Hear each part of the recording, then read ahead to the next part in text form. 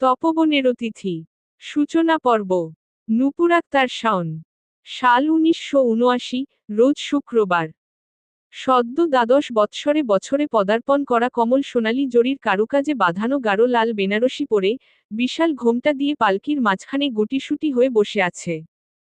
কচি দুটি হাতকলে গুজে, মুখে বিস্ময় আর ভয়ের অদ্ভুত মিশেল। সময়টা গ্রীষ্মকাল।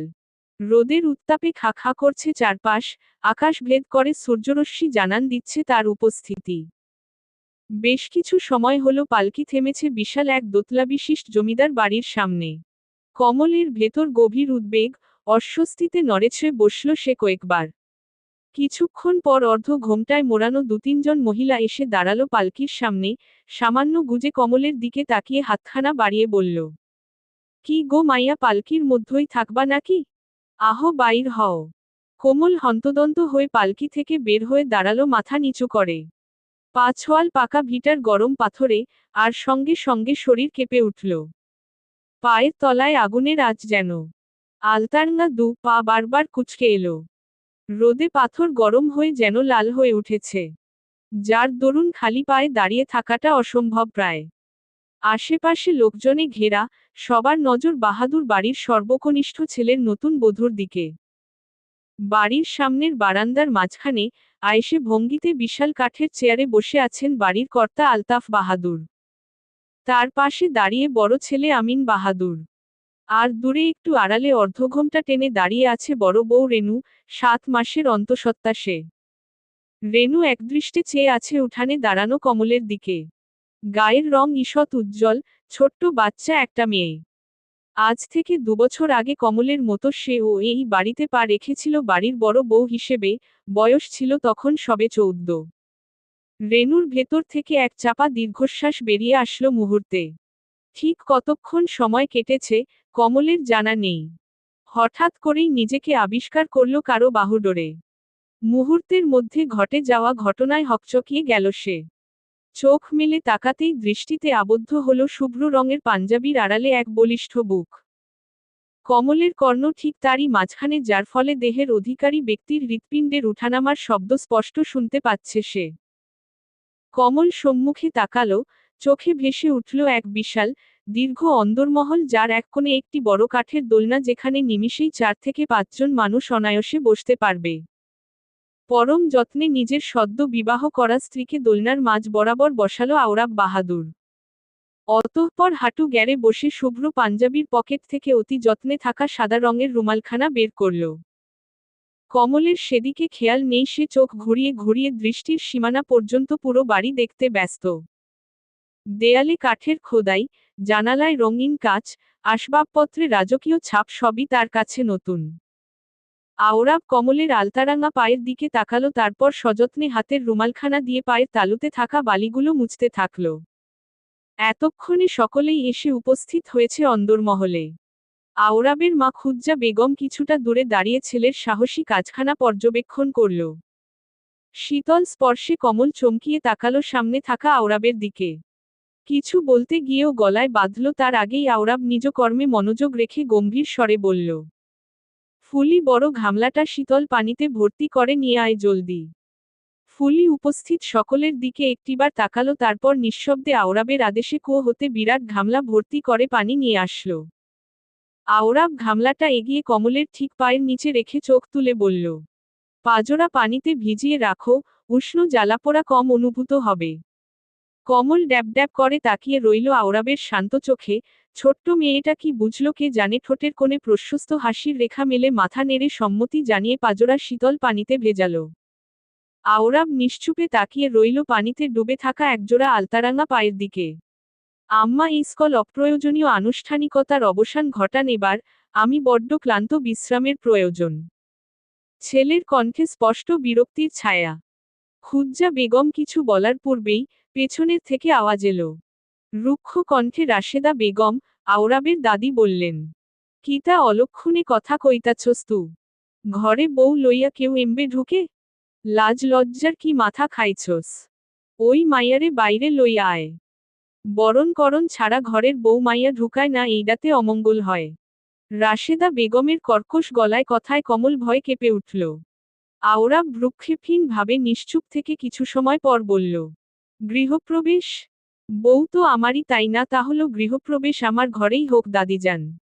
ফুলি, ওকে নিয়ে আমার কক্ষে আয়, আর আম্মার সাথে বরণডালাও নিয়ে আসেন। উপস্থিত সকলে অবাক হল। রাশেদা বেগম রাগে ফেটে পড়লেন যেন। কেউ কেউ কানাঘুষা করে বলল, জমিদার বাড়ির ছোট পোলা কি বউপাগল হইয়া গেল? মাইয়া মনে হয় পোলারে কোনো কালামন্তর করছে। দেহ কেমন করতাছে। উল্লেখ সবকিছু আওরাবের কর্ণধার হলেও সে নির্লিপ্ততা ভঙ্গিতে পাকা সিঁড়ি বেয়ে তালায় চলে গেল। অবশেষে গৃহপ্রবেশ সম্পন্ন হল দোতলার শেষ পার্শ্বে আওরাবের কক্ষের সম্মুখে। খুজ্জা বেগম পরম মমতায় বরণ করলেন তার ছোট ছেলের নববধূকে। গভীর রাত। বিরাট জানালা বেয়ে ঢুকে পড়া মৃদুমন্দ বাতাসে হারিকেনের শিখা কাঁপছে বারবার। চারপাশে ছায়াময় নিস্তব্ধতা, বিশাল বৃক্ষরাজির ঘন ছায়ায় মোড়া বাহাদুর বাড়ি যেন রাতের আঁচলে হারিয়ে যাওয়া এক পুরাতন অরণ্যপ্রাসাদ। হাওয়ার ছোঁয়ায় কাঠের জানালার কপাটগুলো অল্প দুলে উঠছে, শুভ্র পর্দাগুলো সেই তাল্লয়ে কোমল নৃত্যের মতো লুটিয়ে পড়ছে একপাশে। সেই নিস্তব্ধ কক্ষে দাঁড়িয়ে আছে বলিষ্ঠ গড়নের, দীপ্ত যৌবনের অধিকারী 22 বছরের কস্তুরিকা যুবক আওরাব বাহাদুর, বাহাদুর বাড়ির সর্বকনিষ্ঠ সন্তান। গায়ের রং যেন শ্রাবণের পুঞ্জীভূত মেঘের ন্যায় কালো অথচ অদ্ভুত সুন্দর। সে কলকাতা শহরের এক কলেজে দর্শনশাস্ত্র নিয়ে পাঠরত, মননশীল, আত্মমগ্ন, এবং গম্ভীর স্বভাবের পুরুষ। এই বিয়ের প্রতি বিন্দুমাত্র আগ্রহ ও মতো কোনোটিই ছিল না তার। তবে বাবা আলতাফ বাহাদুরের কঠোর সিদ্ধান্তের কাছে তার মতামত যেন কচি ঘাসের মতো মূর্ছিত হয়ে পড়েছিল। আওরাব এক দৃষ্টিতে তাকিয়ে রইল নরম তুলতুলে বিছানায় নিস্পন্দ হয়ে শুয়ে থাকা সদ্য বিবাহিত স্ত্রী কমলের দিকে। মেয়েটি বিছানার এক কোণে গুটিসুটি মেরে ঘুমিয়ে আছে, যেন কোনো বুনো ফুল, যাকে বনে ফোটার আগেই কেউ তুলে এনেছে। মুখশ্রীজুড়ে নিষ্পাপ শিশুসুলভ শান্তি, কোমলতা। আর হবেই না বা কেন? শুনেছে সবেমাত্র 12তে পা রেখেছে মেয়েটি। নামের মতোই সে এক পৌরাণিক কোমল কিশোরী। আওরাব একটা দীর্ঘশ্বাস ফেলল। এই বিবাহ তার ইচ্ছার ফল নয়, তবুও স্ত্রী নামক সম্পর্ক থেকে কি সত্যিই ছুটি পাওয়া সম্ভব? না, কখনোই না। আর আওরাব বাহাদুর পালিয়ে যাওয়ার মানুষও নয়। সম্পর্ক নামক অদৃশ্য বন্ধনের মধ্যে যখন বাধা পড়েছে, তখন সেই বন্ধনের দায়িত্ব থেকেও সে নিজেকে অব্যাহতি দিতে পারে না। সে দায়িত্ব পালনে সদা নিষ্ঠাবান, গম্ভীর। সারাদিনের খাটাখাটুনির পর ক্লান্ত পায়ে ঘরে ঢুকতেই রেনু থমকে দাঁড়াল। ঘরের ভেতর থেকে ভেসে আসছে মাতাল গলার শব্দ, আর এক ধরনের বিকৃত হাসির ধ্বনি। আমিন নেশায় বুঁদ হয়ে বসে আছে, হাতে কারুকাজ করা কাচের গ্লাস, গ্লাসে আধভর্তি করা মদের উষ্ণতা। তার ঠিক পাশে বসে আছে এক অপূর্ব সুন্দরী রমণী, ললিতা।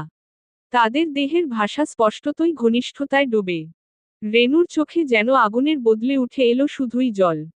এই দৃশ্য তার কাছে নতুন কিছু নয়, তবুও প্রতিবারই যেন অদ্ভুত কষ্টে বুকটা ফেটে যায় তার।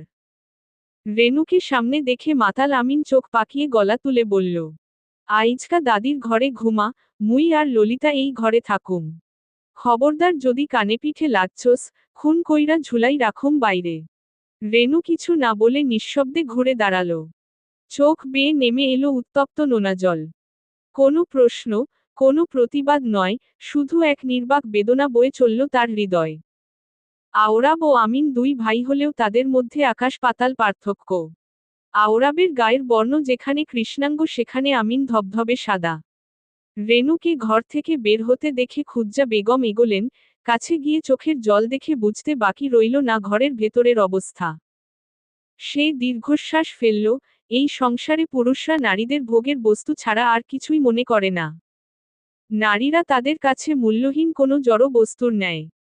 খুজ্জা বেগম স্নেহময় কণ্ঠে বললেন, মোর লগে শুইবি? তোয়ার শ্বশুর আইজ রাইত ফিরব না, ঘর খালি। রেনু মাথা নেড়ে চুপচাপ সম্মতি জানালো।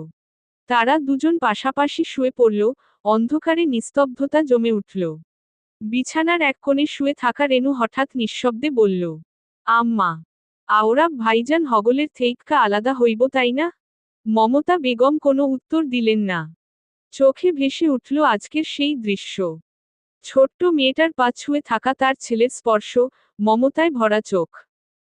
চুপচাপ ভাবতে থাকলেন, হয়তো সত্যিই আওরাব সবার থেকে আলাদা। বিয়ের দ্বিতীয় দিন আজ। আওরাব ও কমল আজ সকালে পৌঁছেছে কমলের পিত্রালয়ে। গরুর গাড়ির চাকার শব্দ থেমেছে উঠানের কিনারে। আওরাব গাড়ি থেকে নামতেই কমলের বাবা শেখর ব্যস্ত হয়ে উঠলেন। একখানা কাঠের চেয়ার টেনে আনলেন উঠানের ছায়ায়, তারপর কাঁধের গামছা দিয়ে অতিযত্নে মুছলেন চেয়ারের গদিটা। আওরাব একটু অস্বস্তিতে পড়ে গেল। শেখর দাঁড়ালেন না, দ্রুত প্রস্থান ঘটালেন। ফিরলেন কিছু সময় পর হাতে কয়েকটি ডাব নিয়ে।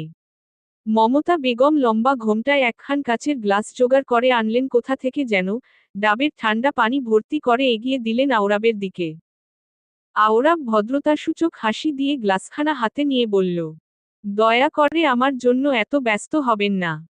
আমি নিতান্তই সাধারণ মানুষ আপনাদের মতো। শেখর কিছুটা নিচুস্বরে বলল, কিতা কও জামাই বাবাজি, মোরা গরিব হইবার পারি তো মোগো মাইয়ার জামাইয়ের কোনো খাতির আপ্যায়ন করুম না, এইডা কেমনে হয়? আওরাব আর কোনো কথা বলল না। চুপচাপ ঠোঁটে তুলে চুমুক দিতে থাকলো ডাবের পানি। এদিকে গরুর গাড়ি থেকে নামার সঙ্গে সঙ্গেই কমল ছুটে এসেছে মায়ের কোলে। মমতার গা ঘেঁষে বসে রয়েছে, যেন একটা ডালপালা খুঁজে পাওয়া নিরুপায় পাখি। হঠাৎ উঠানে বসে থাকা আওরাবের দিকে চেয়ে সরল স্বরে বলল, আম্মা, মোর স্বামী এত কালা ক্যারে? মেয়ের মুখে এইরূপ বাক্যে হকচকিয়ে কমলের মুখটা দুহাতে চেপে ধরলেন মমতা। ঘোমটার আড়ালে মেয়ে জামাইয়ের দিকে আর চোখে তাকালেন একটিবার। কিছুটা দূরে বসে আছে আওরাব। কথাটা বোধহয় তার কর্ণগোচর হল। তবে সে নির্লিপ্ততা ভঙ্গিতে কমলের বাবা শেখরের সাথে কথা বলছে। মমতা আর দেরি করলেন না, মেয়ের হাত ধরে সরাসরি নিয়ে গেলেন মাটির ঘরে। ভেতরে গিয়ে মমতা বেগম কড়া স্বরে বললেন, কমল, তো আর কি ভীমরতি হয়েছে? কিতা কইতাছস তু? সোয়ামীরে কেউ কালা কহে ছ্যাহ। জামাইডা মোর কি ভাবব? কমল কপাটের বাহিরে তাকালো আওরাবের দিকে। তারপর ছলছলে চোখে ফিরে তাকিয়ে বলল, মুই ওই বাটিতে যামু না আম্মা। মুই তোয়ার লগে থাকুম। ওই বাটিতে মোর ভালা লাগে না, বাপজান, কুন্দ, তোয়ার লাইগ্গা পরান পুরে। এইডা কইলে কি হব মা, এখন থেইক্কা ওই বাটি তোয়ার আসল বাটি। মোরা হইলাম পর। তোয়ার বাপজান জমিটা বেইচ্ছা এই শাদি করাইয়াছে, কষ্ট হইলেও থাকবার হইব। তো তোয়ার কপাল মেলা ভালা কমল, জমিদার বাড়ির ছোট বউ হইবার পারছস। মোর পোড়ানে কয় তু হহুত ভালা থাকবি। কমল অশ্রুসিক্ত নয়নে মায়ের দিকে চেয়ে রইল। মমতা বেগম ঘোমটাখানা টেনে পুনরায় ঘরের বাইরে চলে গেলেন। এতক্ষণ অলয়ের চৌকাঠে দাঁড়িয়ে মা ও বোনের কথোপকথন শ্রবণ করছিল 7 বছর বয়সী মেয়ে কুন্দ। তারপর মৃদু কদমে ঘরে প্রবেশ করে কমলের দিকে তাকিয়ে রইল। কমল কুন্দকে দেখে হাত বাড়িয়ে কাছে ডাকে, কিতা হয়েছে? আয় মোর বগলে আয়।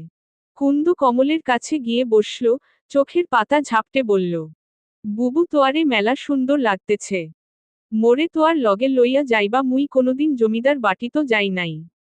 কমল কুন্দের প্রশ্নে কিছু বলল না, শুধু চুপ করে ছোট্ট জানালা দিয়ে বাইরের উঠানে তাকিয়ে রইল এক পলকে। বিকেল গড়ালো। সূর্যের আলো ফুরোবার আগেই ফিরতে হবে বলে আওরাব তৈরি হয়ে নিল। পথঘাটের কাঁচা মাটির মধ্যে দিয়ে গরুর গাড়ি এসে উঠানে থামল। মমতা ও শেখর মেয়েকে বিদায় দিতে বাড়ি থেকে কিছুদূর এগিয়ে এলেন। কমলের চোখ লাল হয়ে উঠেছে কান্নায়, নাকচোখ একাকার। এখন শুধু নাক টানা আর চোখ মুছবার পালা।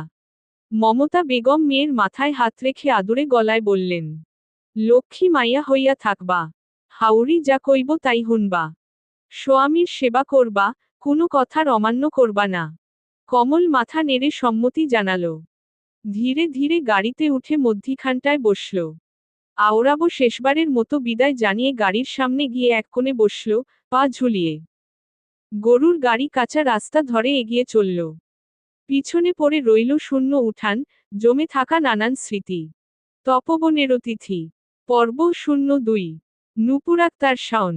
বাংলার আকাশে বৈশাখ মাসের রৌদ্র ঝলমলে দীপ্তি। বাতাসে ভেসে বেড়াচ্ছে সদ্য পাকা ধানের ঘ্রাণ। চারদিক কেমন যেন সোনালি আভায় ভরে উঠেছে। জমিদার বাড়ির বিশাল উঠানে পাকা ধানের স্তূপ রাখা। কৃষকেরা ব্যস্ত নতুন ধান তুলতে। পাকঘরের উঠানের এক প্রান্তে দাঁড়িয়ে আছে কমল, 12 বছরের এক কিশোরী নববধূ। মাথা নিচু, দুহাতে আঁচল জড়ানো, মুখে এক ধরনের চিরচেনা ভয়। রাশেদা বেগম কঠোর মুখাবয়বে তাকিয়ে রইলেন কমলের দিকে। চোখে যেন আগুন, আর ঠোঁটে স্পষ্ট বিরক্তি। কঠোর স্বরে নির্দেশ দিলেন তিনি। ওই মাইয়া এই মাছটা কাডো দাহি। কমল চেয়ে দেখল বিশাল এক মাছ পাকঘরের কোনায়। খুজ্জা বেগম এগিয়ে এসে দ্রুত মাছটা হাতে নিয়ে বললেন, আম্মা মুই কাইড্ডা দিতাছি, কমল তু যাও উনুনের লাকড়ি ঠেলা দেওগে। রাশেদা বেগম রাগে চিৎকার করে উঠলেন, খবরদার তোয়ারে এত দরদ দাহাবার কই নাই মুই। যা নিজের কাম করো গিয়া। এই মাইয়াই এই মাছ কুটবো আমি কইয়া দিলাম। রাশেদা বেগম গটকটিয়ে চলে গেলেন। কমল হন্তদন্ত হয়ে পিঁড়ি পেতে বসে পড়ল মাছ কুটতে। বয়সকালে এত বড় মাছ সে কোনোদিন দেখেনি, মাছের ওজন এতটাই বেশি যে কিশোরীর ছোট্ট হাতখানা তা তুলে ধরতে বারবার ব্যর্থ হল। খুজ্জা বেগম নিরুপায় হয়ে পাকঘরে প্রবেশ করলেন। রান্নাঘরের কোণে বসে থাকা কমলের ছোট্ট দুটি হাত রক্তিম হয়ে উঠেছে কাঁচা মাছের আশার ধারালো কাটার ঘষায়। ঘোমটার আড়ালে কপাল জুড়ে বিন্দু বিন্দু ঘাম। আওরাব ধীর পায়ে কমলের সামনে এসে দাঁড়াল। হঠাৎ সামনে কৃষ্ণবর্ণের চরণজোড়া দেখে কমল মুখ তুলে তাকাতেই দৃষ্টি ঠেকল আওরাবের গম্ভীর মুখশ্রীতে। আওরাব শান্ত গলায়, সংযত অথচ দৃঢ় কণ্ঠে বলল, কমল, উঠো। কমল ড্যাবড্যাবিয়ে তাকিয়ে রইল স্বামীর মুখে। তারপরই মনে পড়ল রাশেদা বেগমের হুঙ্কার। সে আবার চোখ নামিয়ে ফেলল, পিঁড়ির ওপর আরো গুটিসুটি হয়ে বসে বলল, মুই পারুম। আওরাব এবার মুখ ঘুরিয়ে চিৎকার করে ডেকে উঠল, ফুলি। এক মুহূর্তেই রান্নাঘরের বাইরে থেকে ছুটে এল ফুলি। মাথা নিচু, নিঃশব্দে দাঁড়িয়ে রইল তার সামনে। আওরাব সোজাসাপটা আদেশে বলল, রহিমার মাকে বল মাছটা কেটে দিতে দ্রুত। হঠাৎ রুক্ষ স্বরের তোরে পাকঘরের পরিবেশ যেন জমে উঠল। রাশেদা বেগম, খুজ্জা বেগম, এমনকি রেনু পর্যন্ত ছুটে এলেন সেখানে। রাশেদা বেগমের মুখ চোখ জ্বলছে রাগে। চোখে যেন আগুন। মুখ ফেটে কিছু বলার আগেই আওরাব ধীরে এগিয়ে এসে কমলের কাপা হাতটা নিজের শক্ত হাতে ধরে দাঁড় করাল। তারপর সবার উদ্দেশ্যে স্বচ্ছ ও নিশ্চিন্ত স্বরে বলল, এই বাড়িতে ঝি চাকরের অভাব বোধ করি নেই দাদিজান যে আমার বউকে দিয়ে মাছ কাটাতে হবে। আর যদি তাই হয় তবে আমি ঝি এর ব্যবস্থা করছি অতি দ্রুত। সকলের মুখ নিস্তব্ধ। রাশেদা বেগম রাগে ফুসফুস ফুলিয়ে নিঃশ্বাস ছাড়লেন, কিন্তু আওরাবের দৃঢ়তা দেখে আপাতত কোনো উচ্চবাচ্য করলেন না। ড্যাশ পাকা সিঁড়ি বেয়ে হেলেদুলে পা ফেলে অন্দরঘরে প্রবেশ করল আমিন বাহাদুর। চোখজোড়া লাল, নেশার ঘন কুয়াশায় ঢেকে যাওয়া দুই আগুনের প্রদীপ, আর মুখশ্রীতে এক অদ্ভুত জৌলুস, যেন ক্লান্ত কিন্তু হিংস্র কোনো বাঘ কেবল শিকার শেষে গুহায় ফিরে এসেছে। ঘাড়টা হেলিয়ে দিল মখমলের গদিতে, তারপর উচ্চকণ্ঠে ডাকল রেনুকে। দ্রুত পদক্ষেপে এগিয়ে এলো রেনু। অন্তঃসত্ত্বা দেহে গাম্ভীর্য আর দায়িত্বের ভার বয়ে চলা মেয়েটি নতমুখে দাঁড়িয়ে রইল স্বামীর সামনে। শব্দ পেতেই রেনু তৎক্ষণাৎ উপস্থিত হলো আমিনের সামনে। কণ্ঠে বিরক্তি, চোখে অবজ্ঞা নিয়ে আমিন বলল, মোর লাইগ্গা এক গ্লাস টক হানি লইয়া আয় তাড়াতাড়ি। রেনু মাথা নেড়ে দ্রুত চলে গেল, ফিরল হাতে লেবু জল নিয়ে। কাপা হাতে গ্লাসটা এগিয়ে দিল। যেন কোনো শাস্তির অর্ঘ্য তুলে দিচ্ছে এক নিষ্পাপ পূজারী। আমিন চুমুক দিতেই জলের তিক্ততায় তার কপালে ভাঁজ পড়ল, না। এ জল যেন স্বাদে নয়, তার অহংকারে আঘাত করেছে। পরক্ষণেই সে ফেটে পড়ল ক্রোধে। সজোরে ছুঁড়ে মারল পিতলের সেই গ্লাসটি রেনুর মুখশ্রী উদ্দেশ্য করে। দুই কপালে ছিটকে উঠল রক্তের এক গোপন রেখা। ঝনঝন করে পাকা মেঝেতে শব্দ করে পড়ল গ্লাসখামা। আমিন গর্জে উঠল হায়নার মতো বিশ্রী ভাষায় গালমন্দ করে বলল, মোর লগে শেয়ানগিরি দেহাস। টক হানি আনবার কইছিলাম এইডা কি তোর মস্ত কাঞ্চস। তোয়ারে মোর শাদি করণ্ডাই অপরাধ হয়েছে। অপা হুক্কুন মোর সামনে থেইক্কা যাইনতে নইলে লাথি দিয়া বাইর করুম। রেনু ভয় কাঁপতে কাঁপতে সরে দাঁড়াল। দূর থেকে কমল অসহায় হয়ে তাকিয়ে রইল রেনুর দিকে। কমলের দিকে চোখ পড়তেই সেই ক্ষতচিহ্ন যেন রেনুর কোমল হৃদয়ের গভীরে গেঁথে গেল। আওরাব সবকিছু নীরবে প্রত্যক্ষ করল। সেই নীরবে সিঁড়ি বেয়ে উপরে উঠে গেল। উপস্থিত কেউই আমিনের এই আচরণে প্রতিবাদ করলেন না। কেবলমাত্র কমল দাঁড়িয়ে তাকিয়ে রইল নিশ্চুপে, অসহায়ভাবে। বিকেলের নরম আলোয় ডুবে থাকা জমিদার বাড়ি যেন এক বিশ্রামর্ত অরণ্যপ্রাসাদ। দুপুরের আহার শেষে চারদিকে যেন জমে উঠেছে এক অলস নিস্তব্ধতা। বিছানায় শটান শুয়ে চোখ বন্ধ করে রেখেছে আওরাব বাহাদুর, দীপ্ত অথচ গম্ভীর পুরুষটি। ঠিক তখনই বাতাসে অলংকারের ক্ষীণ ঝনঝন ধ্বনি ছড়িয়ে পড়ল নিঃশব্দ কক্ষে। কোনো শব্দ নয়, কেবল পদধ্বনি আর অদৃশ্য স্পর্শে ঘরটা যেন সজাগ হল। আওরাব চোখ বুজেই বোঝল কমল ঘরে প্রবেশ করেছে। কমল অস্থির হয়ে পুরো ঘরজুড়ে পাদচারণ করে বেড়াচ্ছে। বিয়ের আগে এই সময়টা সে কখনোই ঘরে থাকত না, রোদে রোদে ঘুরে বেড়াতে গ্রামে। মাঠে খেলত, নয়তো আম মেখে খেত গাছের ডালে বসে। সেই চঞ্চল চড়ুই পাখির মতো মেয়েটি হুট করেই হয়ে গেল জমিদার গিন্নি। জমকালো জামদানি শাড়ি ও ভারী অলংকারে মোড়া এক নববধূ। আওরাব চোখ বদ্ধ রেখেই শান্ত স্বরে বলল, কি হয়েছে, কিছু বলবে? কমল বিছানার এক কোণে এসে বসল। হাতের আঙুল দিয়ে আঁচলের কোনায় গিঁট বেঁধে চলল। কণ্ঠে নিঃশব্দ একটা অস্বস্তি ঝেড়ে বলল, উহু। আওরাব কিছুক্ষণ নীরব রইল, তড়িৎ উঠে দাঁড়ালো বিছানা ছেড়ে। তারপর কমলের হাতটা নিজ হাতে মুষ্টিমেয় করে ছোট্ট করে চলো বলে প্রস্থান করল কক্ষ থেকে। বিশাল জমিদার বাড়ির পেছনে খোলামেলা এক প্রান্তর, যেখানে দাঁড়িয়ে আকাশ ছুঁয়ে আছে সারি সারি নারিকেল গাছ। বিকেলের সোনালি আলো ঘন সবুজ পাতায় স্নান করে ঝলমল করছে।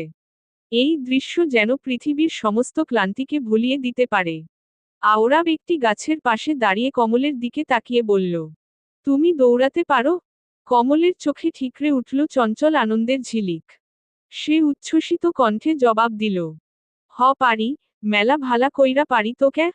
ওই যে দেখছো বিশাল একটা গাছ, এখান থেকে তুমি আর আমি দৌড় প্রতিযোগিতা শুরু করব। যদি তুমি আগে পৌঁছাও, আমি তোমার সব কথা শুনব।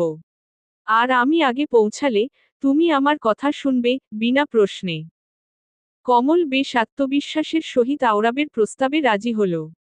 সে আঁচলটা কোমরে গুজে নিল, অলংকারের ঝনঝন হালকা কেঁপে উঠল তার শরীরে। আওরাব তাকিয়ে রইল। 6 ফুট উচ্চতার পুরুষটির পাশে 5 ফুটের কিশোরী বউ। তবুও কি নিঃসংকোচ, কি নির্ভীক ভঙ্গি! আওরাবের মনে হাসির উষ্ণ ঢেউ উঠল। এ হাসি কোনো বিদ্রূপ নয়, যেন ভালোবাসার এক প্রথম ছোঁয়া।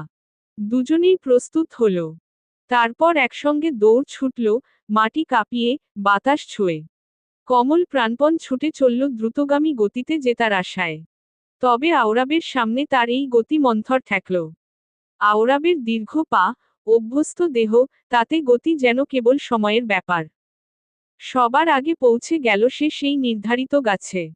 কমল হাঁপিয়ে দাঁড়িয়ে রইল চোখ মুখ কালো করে।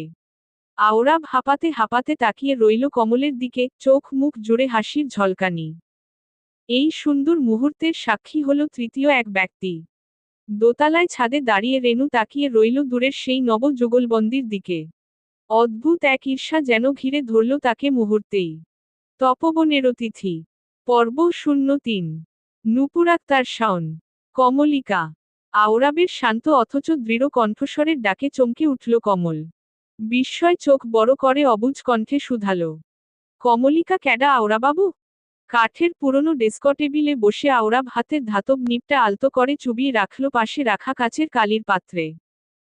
ধীর হাতে হারিকেনের শিখা ক্ষীণ করে, অতঃপর কমলের দিকে দৃষ্টি নিক্ষেপ করে নিঃসার এক কোমলতায় বলল, কমলিকা মানে জানো? কমল নামের কাছাকাছি, যার অর্থ পদ্মফুলের মতো কোমল, কিন্তু কাদার মাঝেও নিজের সৌন্দর্য অক্ষুণ্ণ রাখা। কমলের কিশোরী মন বুঝে উঠল না ওই কথার গভীরতা। তার চোখে তখনও কুয়াশার মতো সন্দেহ। হঠাৎ আওরাব প্রশ্ন করল, তুমি লিখতে জানো কমল? কমল মাথা দুদিকে দুলিয়ে বলল, মুই তো স্কুলেই যাই নাই, লেহাপড়া শিখুম কেমনে? আমার কাছে শিখবে? আওরাবের প্রস্তাব শুনে যেন ঝড় বয়ে গেল কমলের ভিতরে। অলংকারের ঝনঝন শব্দে সে উঠে দাঁড়ালো, চোখে মুখে আলো ফুটে উঠল রৌদ্রছায়ার মতো। অতি খুশিতে আত্মহারা হয়ে প্রফুল্লচিত্তে বলল, ও মোর খোদা, হাচা কথা কইতাছেন। আপনি মোরে লেহাপড়া শিখাইবেন? হ হ শিখুম। মোর পোড়ালেহা করণের মেলা ইচ্ছা আছিল। মোগো বাড়ির লতি স্কুলে যাইত তো আম্মা মোরে যাইবার দিত না। বাপজান কয় মাইয়া মাইনষের পোড়ালেহা করণ লাগে না। আওরাবের মুখচুরে শুরুর সেই স্মিত হাসিটা রয়ে গেল, সে শান্ত চোখে চেয়ে রইল হারিকেনের আলোছায়ার অন্তরালে ছোট্ট উজ্জ্বল মুখশ্রীতে। এম ড্যাশ আষাঢ় মাসের কালো মেঘ যেমন আকাশে আচ্ছাদিত হয়ে অন্ধকারে ডুবে যায়, কমলের মুখখানা বর্তমানে সেই অন্ধকারের সমতুল্য হয়ে আছে। মাথা নত করে বইয়ের দিকে এমনভাবে তাকিয়ে আছে যেন সেটি কোনো শত্রুপক্ষের খোলা যুদ্ধ ঘোষণা। পাশে আওরাব গম্ভীর মুখে নিজের বইয়ে মুখ গুজে বসে আছে, তার চোখ স্থির, মন অচঞ্চল। ঘণ্টাখানিক ধরে কমল মুখস্থ করার চেষ্টা করছে একটা বাক্য। কিন্তু অক্ষরেরা যেন তার মাথার ভেতরে খেলা না করে আঙুল গলে পড়ে যাচ্ছে। সকালেই আওরাব হাট থেকে কতকগুলো নতুন বই কিনে এনেছিল ওর জন্য। আর এনেই দুপুর শেষে কমলকে বসিয়ে দিয়েছে পড়তে। তবে প্রথম দিনেই কমলের কাছে পড়ালেখা বিরাট বিরক্তিকর ব্যাপার থেকে বসল। কমল ঠোঁট উল্টিয়ে দীর্ঘশ্বাস ফেলে দুহাত সামনে প্রসারিত করে শরীর টান টান করে বলল, মাইয়া মাইনষের পোড়ালেহা কইরা কি লাভ? বাপরে, পোড়ালেহা মেলা কঠিন কাম, এইডা মুই আগে বুঝবার পারলে কোনোদিনও পোড়ালেহা শিখনের কথা কইতাম না। আওরাবের ভাবমূর্তির কোনো পরিবর্তন ঘটল না দেখে কমল আবারও বলল, মুই শিখবার চাই না লেহাপড়া আওরাব বাবু, মোরে ছাইরা দেন। আওরাব এবার মুখ তুলল, চোখে তীক্ষ্ণতা, কণ্ঠে অনমনীয় দৃঢ়তা এনে বলল, সেদিন কি কথা ছিল? আমি জিতলে আমার কথা বিনা বাক্যে শুনবে। লাভ লোকসান বুঝি না পড়তে বলছি পড়ো। স্বামীর কথা অমান্য করবে কমল, এহা তো বিরাট অন্যায়। অন্যায় শব্দটি কমলের ছোট্ট হৃদয় বিদ্যুতের মতো বিঁধে গেল। সে যেন শিউরে উঠল ভিতরে ভিতরে। সোজা হয়ে বসে পড়ল, মাথা নিচু করে বইয়ের উপর চোখ রাখল। আলো আস্তে আস্তে ম্লান হল, সন্ধ্যা নামল।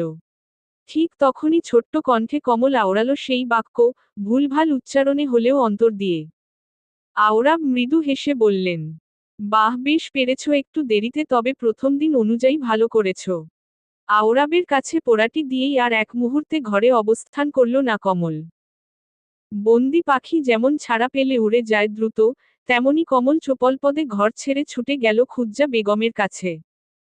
অলংকার ঝংকার করে উঠল শব্দতরঙ্গে, শাড়ির দীর্ঘ আঁচল উড়ল সন্ধ্যার বাতাসে। এম ড্যাশ রান্নাঘরের এক কোণে আধো আলো আধারিতে বসেছিল রহিমা। কড়াইয়ের নিচে রাখা ছোট্ট হাঁড়ি থেকে সে নিচু হয়ে একমুঠো মাখন চুপি চুপি তুলে নিল। পিছন থেকে হঠাৎ কমলের ডাকে চমকে উঠতেই মুহূর্তে পুরো মাখন মুখে পুরে ফেলল সে। মুখ না ঘুরিয়েই মাথা নেড়ে সাই জানালো নিঃশব্দে, জলদি মুখের মাখনটুকু গলধকরণ করে বলল, জমিদার গিন্নি আপনি এইখানে। কমল ধীর পায়ে এগিয়ে এসে কোমরে হাত রেখে নিভু নিভু চোখে রহিমার দিকে তাকালো। চেহারায় খুনসুটির ছায়া, কণ্ঠে ভরাট সুর। কিতা খাইতাছিলা তু? রহিমার মুখ থেকে যেন কথা বেরুতে চায় না। ধরা পড়ে যাওয়ার ভয় ভীত কণ্ঠে ঢোক গিলল সে। তারপর অপরাধবোধে হাতজোড়া করে বলল, মোর ভুল হইয়া গেছে, মোরে ক্ষমা কইরা দেন জমিদার গিন্নি। জমিদার বাবু হুনলে মোর মাইরে বাটি থেইক্কা বাইর কইরা দিব। মুই আর কোনোদিনও চুরি কইরা খাম না কিছু, খোদার কসম। কমল চোখ মুখ কঠোর করার চেষ্টা চালিয়ে নাক উঁচু করে বলল, ক্ষমা করবার পারি তো, একখানা শর্ত তো আর মানবার হইব। রহিমার চোখ বড় হয়ে গেল, মুখে উদ্বেগের রেখা। সে কাপা কণ্ঠে বলল, কি শর্ত জমিদার গিন্নি? মোর সই হইবার লাগব। এই বাটিতে মোর বড় একলা একলা লাগে। তু মোর সই হইবা রহিমা? রহিমা হতবিহ্বল হয়ে তাকিয়ে রইল কমলের দিকে। বয়সে কমলের 1 বছরের ছোট হতে পারে রহিমা। নিজের কানকে সে বিশ্বাস করতে পারল না যে জমিদার বাড়ির ছোট বউ তারই সখা হতে চাইল।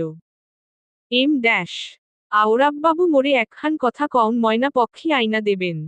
শিশির ভেজা চোখে অনুনয় করে বলল কমল।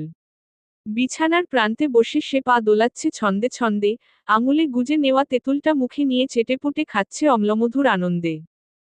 সেই খাওয়ার টক শব্দ যেন ঘরে ছড়িয়ে দিচ্ছে এক শিশু স্বভাবের ঝংকার। আওরাব চোখ না তুলেই, কোনো প্রকার প্রশ্ন না করেই মাথা নেড়ে সম্মতি জানিয়ে ছোট্ট করে বলল, আচ্ছা, এনে দিব।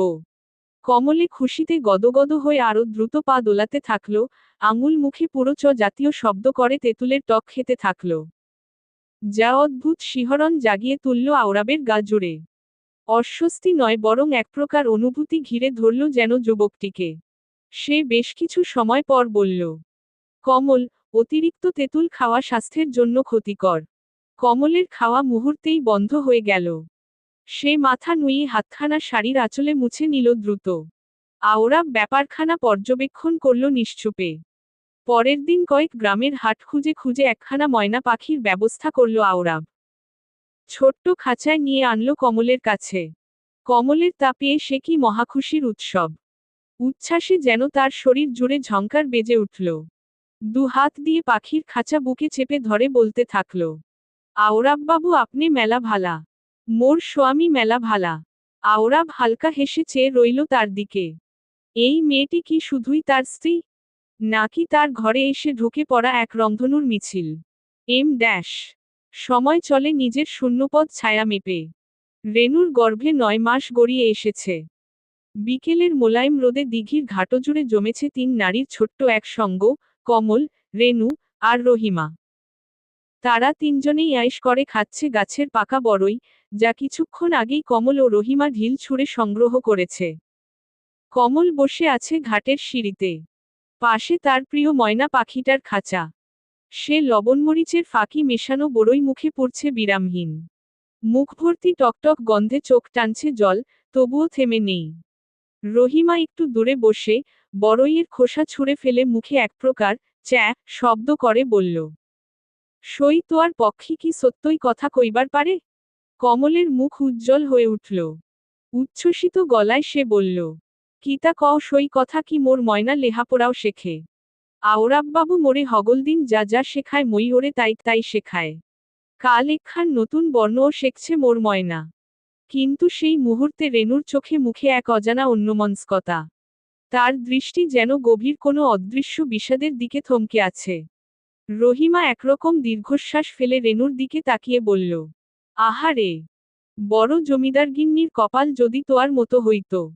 ছোট জমিদারবাবু তোয়ারে মেলা ভালা পায় সই। তোয়ারে লেহাপড়া শেখায়তাছে, কত খাতিরে রাহে। তো দেহ বড় জমিদারবাবু একবারে অন্যরকম। রহিমার এইরূপ বাক্যে কমল কিছুটা আহত দৃষ্টিতে তাকালো রেনুর দিকে, যে দৃষ্টি রেনুর কাছে ঠেকল উপহাসের ন্যায়।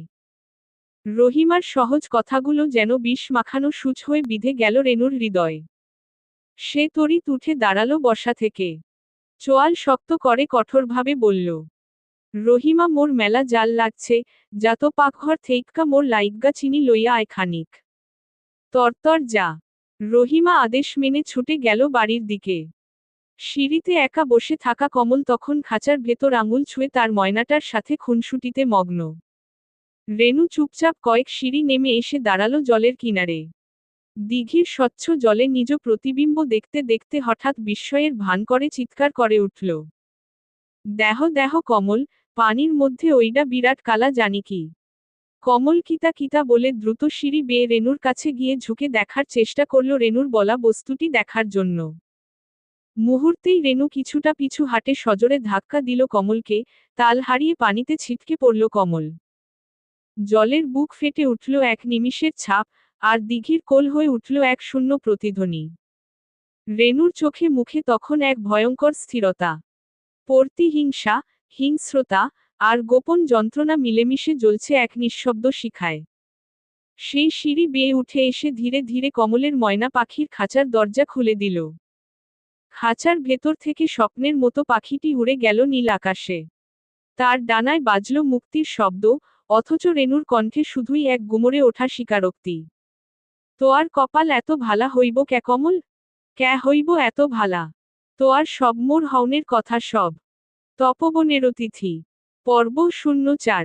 নূপুর আক্তার শাওন। দোতলার পশ্চিম প্রান্তের শেষ ঘরটি আওরাবের। বিশাল জানালা দিয়ে দৃষ্টিপাত করলেই দূরের দীর্ঘ দিঘি চোখে ভেসে ওঠে নিমিষে। আওরাব গভীর মনোযোগে তাকিয়েছিল কাঠের জানালার ওপারে দিঘির ঘাটপাড়ে। কমলের প্রতিটা আচরণ সে গভীরভাবে পর্যবেক্ষণ করছিল নিবিড় নজরে। হঠাৎ পেছনে ঘাড় ঘুরিয়ে ঘরের মধ্যে পা ফেলতেই এক অজানা আশঙ্কায় বুক ধক করে উঠল তার। 1 সেকেন্ডের ব্যবধানে দিঘির জল থেকে ভেসে এলো ছোপছোপ শব্দ। চমকে উঠল আওরাব, ছুটে গেল জানালার ধারে। বাতাসের মতো যেন কমলের চিহ্নটুকু মিলিয়ে গেল এক পলকে। মুহূর্ত বিলম্ব না করে আওরাব দোতলার ঘর থেকে দৌড়ে নেমে এলো নিচে, ছুটল ঘাটপানে। রহিমা হাতে চিনি নিয়ে ফিরছিল, কমলকে পানিতে ডুবে যেতে দেখে সে চিৎকার করে উঠল। রেনু সিঁড়ির কোণে দাঁড়িয়ে রইল নিশ্চুপে। ঠিক তখনই ঝড়ো বেগে দিঘির পানে দৌড়ে গেল আওরাব। কিছু বোঝার আগেই ঝাঁপ দিয়ে পড়ল জলরাশিতে। ঘটনাটি এত দ্রুত ঘটল যে কেউ কিছু বোঝার সুযোগই পেল না। দিঘির কালো জলে ডুব দিয়ে আওরাব হাত প্রসারিত করে জলকুসুমের মতো তলিয়ে যাওয়া কমলের ছোট্ট দেহটাকে খুঁজতে লাগল। আর মুহূর্তের মধ্যেই দিঘির নিচ থেকে আঁকড়ে ধরল কমলের ক্ষীণ হাত। শক্ত করে বুকের সঙ্গে জড়িয়ে ওপরে উঠে এলো সাঁতরে। এতক্ষণে জমিদার বাড়ির সকলে ছুটে এসেছে ঘাটে। খুজ্জা বেগম আহাজারি করছেন, জোরে জোরে বুক চাপড়াচ্ছেন আশঙ্কায়। আওরাব দিঘির ঘাটে কমলকে শুইয়ে দিয়ে দ্রুত হাতে তার বুক চাপ প্রয়োগ করতে থাকল, যেন প্রাণ ফিরিয়ে আনতে চাচ্ছে যে কোনো মূল্যে। চাপ প্রয়োগে কমলের মুখ থেকে বের হলো জলের ধারা। খুজ্জা বেগম সহ রহিমা, রাশেদা বেগম ফুলি সকলেই সিঁড়ি বেয়ে নিচে নেমে আসল। রাশেদা বেগম ঝাঝালো কণ্ঠে বললেন, বউ মাইয়া মানুষ, ঘাটপার আইয়া বইতে হইব কে এত এই বিয়ান্না বেলা। হায়রে খারাপ জিনে আচর কইরা পানিতে টাইনা নিচে মনে হয়। ওই ফুলি তরতর গিয়া কবিরাজরে খবর দে রে। আওরাবের চোখ লাল হয়ে উঠেছে। সে বারবার কমলের বুকে চাপ দিতে থাকল, হাত দিয়ে কমলের গালে মৃদু আঘাত করে ডাকল, কমল, কমল, চোখ খুলো বলছি, এই যে দেখো আমি, তোমার আওরাব বাবু। চোখ খুলো কমল। কমল কেসে উঠল কয়েকবার, আধো আধো চোখে আওরাবের দিকে তাকিয়ে অস্ফুট স্বরে বলল, আওরাব বাবু আপনি। এতটুকু বলেই কমল চোখ বন্ধ করে ফেলল। শরীর নেতিয়ে গেল লতানো লতার মতো। আতঙ্কে কেঁপে উঠল আওরাব, আর এক মুহূর্তও নষ্ট না করে কোলে তুলে নিল কমলকে। বুকের সঙ্গে চেপে ধরে ছুটল বাড়ির ভেতর দিকে। কমল বিছানায় নিস্তেজ দেহ এলিয়ে শুয়ে আছে। কিছুক্ষণ আগে বৈদ্য এসে নাড়ি, চোখ পরীক্ষা করে গেছেন, আপাতত সুস্থ কমল। পাশে কাঠের গোলটুলে বসে আছে আওরাব। চোখে উদ্বেগ, কপালে চিন্তার রেখা, এক দৃষ্টিতে চেয়ে আছে কমলের ম্লানমুখের দিকে। হঠাৎ ঘরে প্রবেশ করলেন খুজ্জা বেগম। হাতে সরিষার তেলের কৌটা। কোনো কথা না বলে দ্রুত বিছানার পাশে বসে কমলের হাতপায় মালিশ করতে লাগলেন। হাত চললেও চোখ দুটো স্থির হয়ে অবধারিতভাবে পড়ে আছে আওরাবের মুখের উপর। ঘরের বাতাসে তখনও একটা ভারী নিস্তব্ধতা ঝুলে আছে, যেন দুঃস্বপ্নের ঘনঘোর শেষে কারো নিঃশ্বাস ফেলার অপেক্ষা। কমল, বড় ভাবি তোমায় দিঘিতে ধাক্কা দিয়েছিলেন তাই না? আওরাবের শান্ত কিন্তু দৃঢ় কণ্ঠে এই অপ্রত্যাশিত প্রশ্নে উপস্থিত সকলেই থমকে গেলেন। ছোট্ট কমল নীরবে মাথা নিচু করে রইল। আওরাব অপেক্ষা করল উত্তরের, তারপর ধীরে ধীরে কমল মাথা নেড়ে হ্যাঁ সূচক জবাব জানালো। আওরাব চুপচাপ চোখ তুলে তাকালো দূরে দাঁড়িয়ে থাকা রেনুর দিকে। কোনো রাগ নয়, কোনো চিৎকার নয়, তার কণ্ঠে ছিল অদ্ভুত শীতল অন্লস্পর্শ। আপনার সাথে কমলের শত্রুতার সূত্রপাত কোথায় আমার জানা নেই, তবে আপনি আজ যা করেছেন তার জন্য আমি কোনোদিনও আপনাকে ক্ষমা করতে পারব না। এইটুকু বলে কমলের ছোট্ট হাতটি ধরে ধীরে ধীরে সিঁড়ি বেয়ে উপরে উঠতে উদ্যত হলো আওরাব। ঘরে উপস্থিত সবাই তখনও স্তব্ধ। কয়েক ধাপ যেতেই হঠাৎ থেমে সকলের উদ্দেশ্য বলল সে, আজ আমি প্রশ্রয় দিয়েছি তাই বলে সবসময় দিব তা কশ্চিনকালেও নয়। আমি আওরাব বাহাদুর শান্ত মস্তিষ্কের হলেও রক্ত কিন্তু এই জমিদার বাড়িরই। দ্বিতীয়বার কেউ আমার স্ত্রীর কোনো প্রকার ক্ষতি করার চেষ্টা করলে আমি তার কলিজা টেনে ছিঁড়ে ফেলব, সে যেই হোক। আওরাবের শীতল হুমকি সকলের কানে পৌঁছালেও সম্পূর্ণ কথাটুকু হয়তো রেনুর কর্ণগোচর হলো না, তার পূর্বেই সে পেটের ওপর হাত চেপে ধরে এক ব্যথাতুর চিৎকারে কুঁকড়ে উঠল।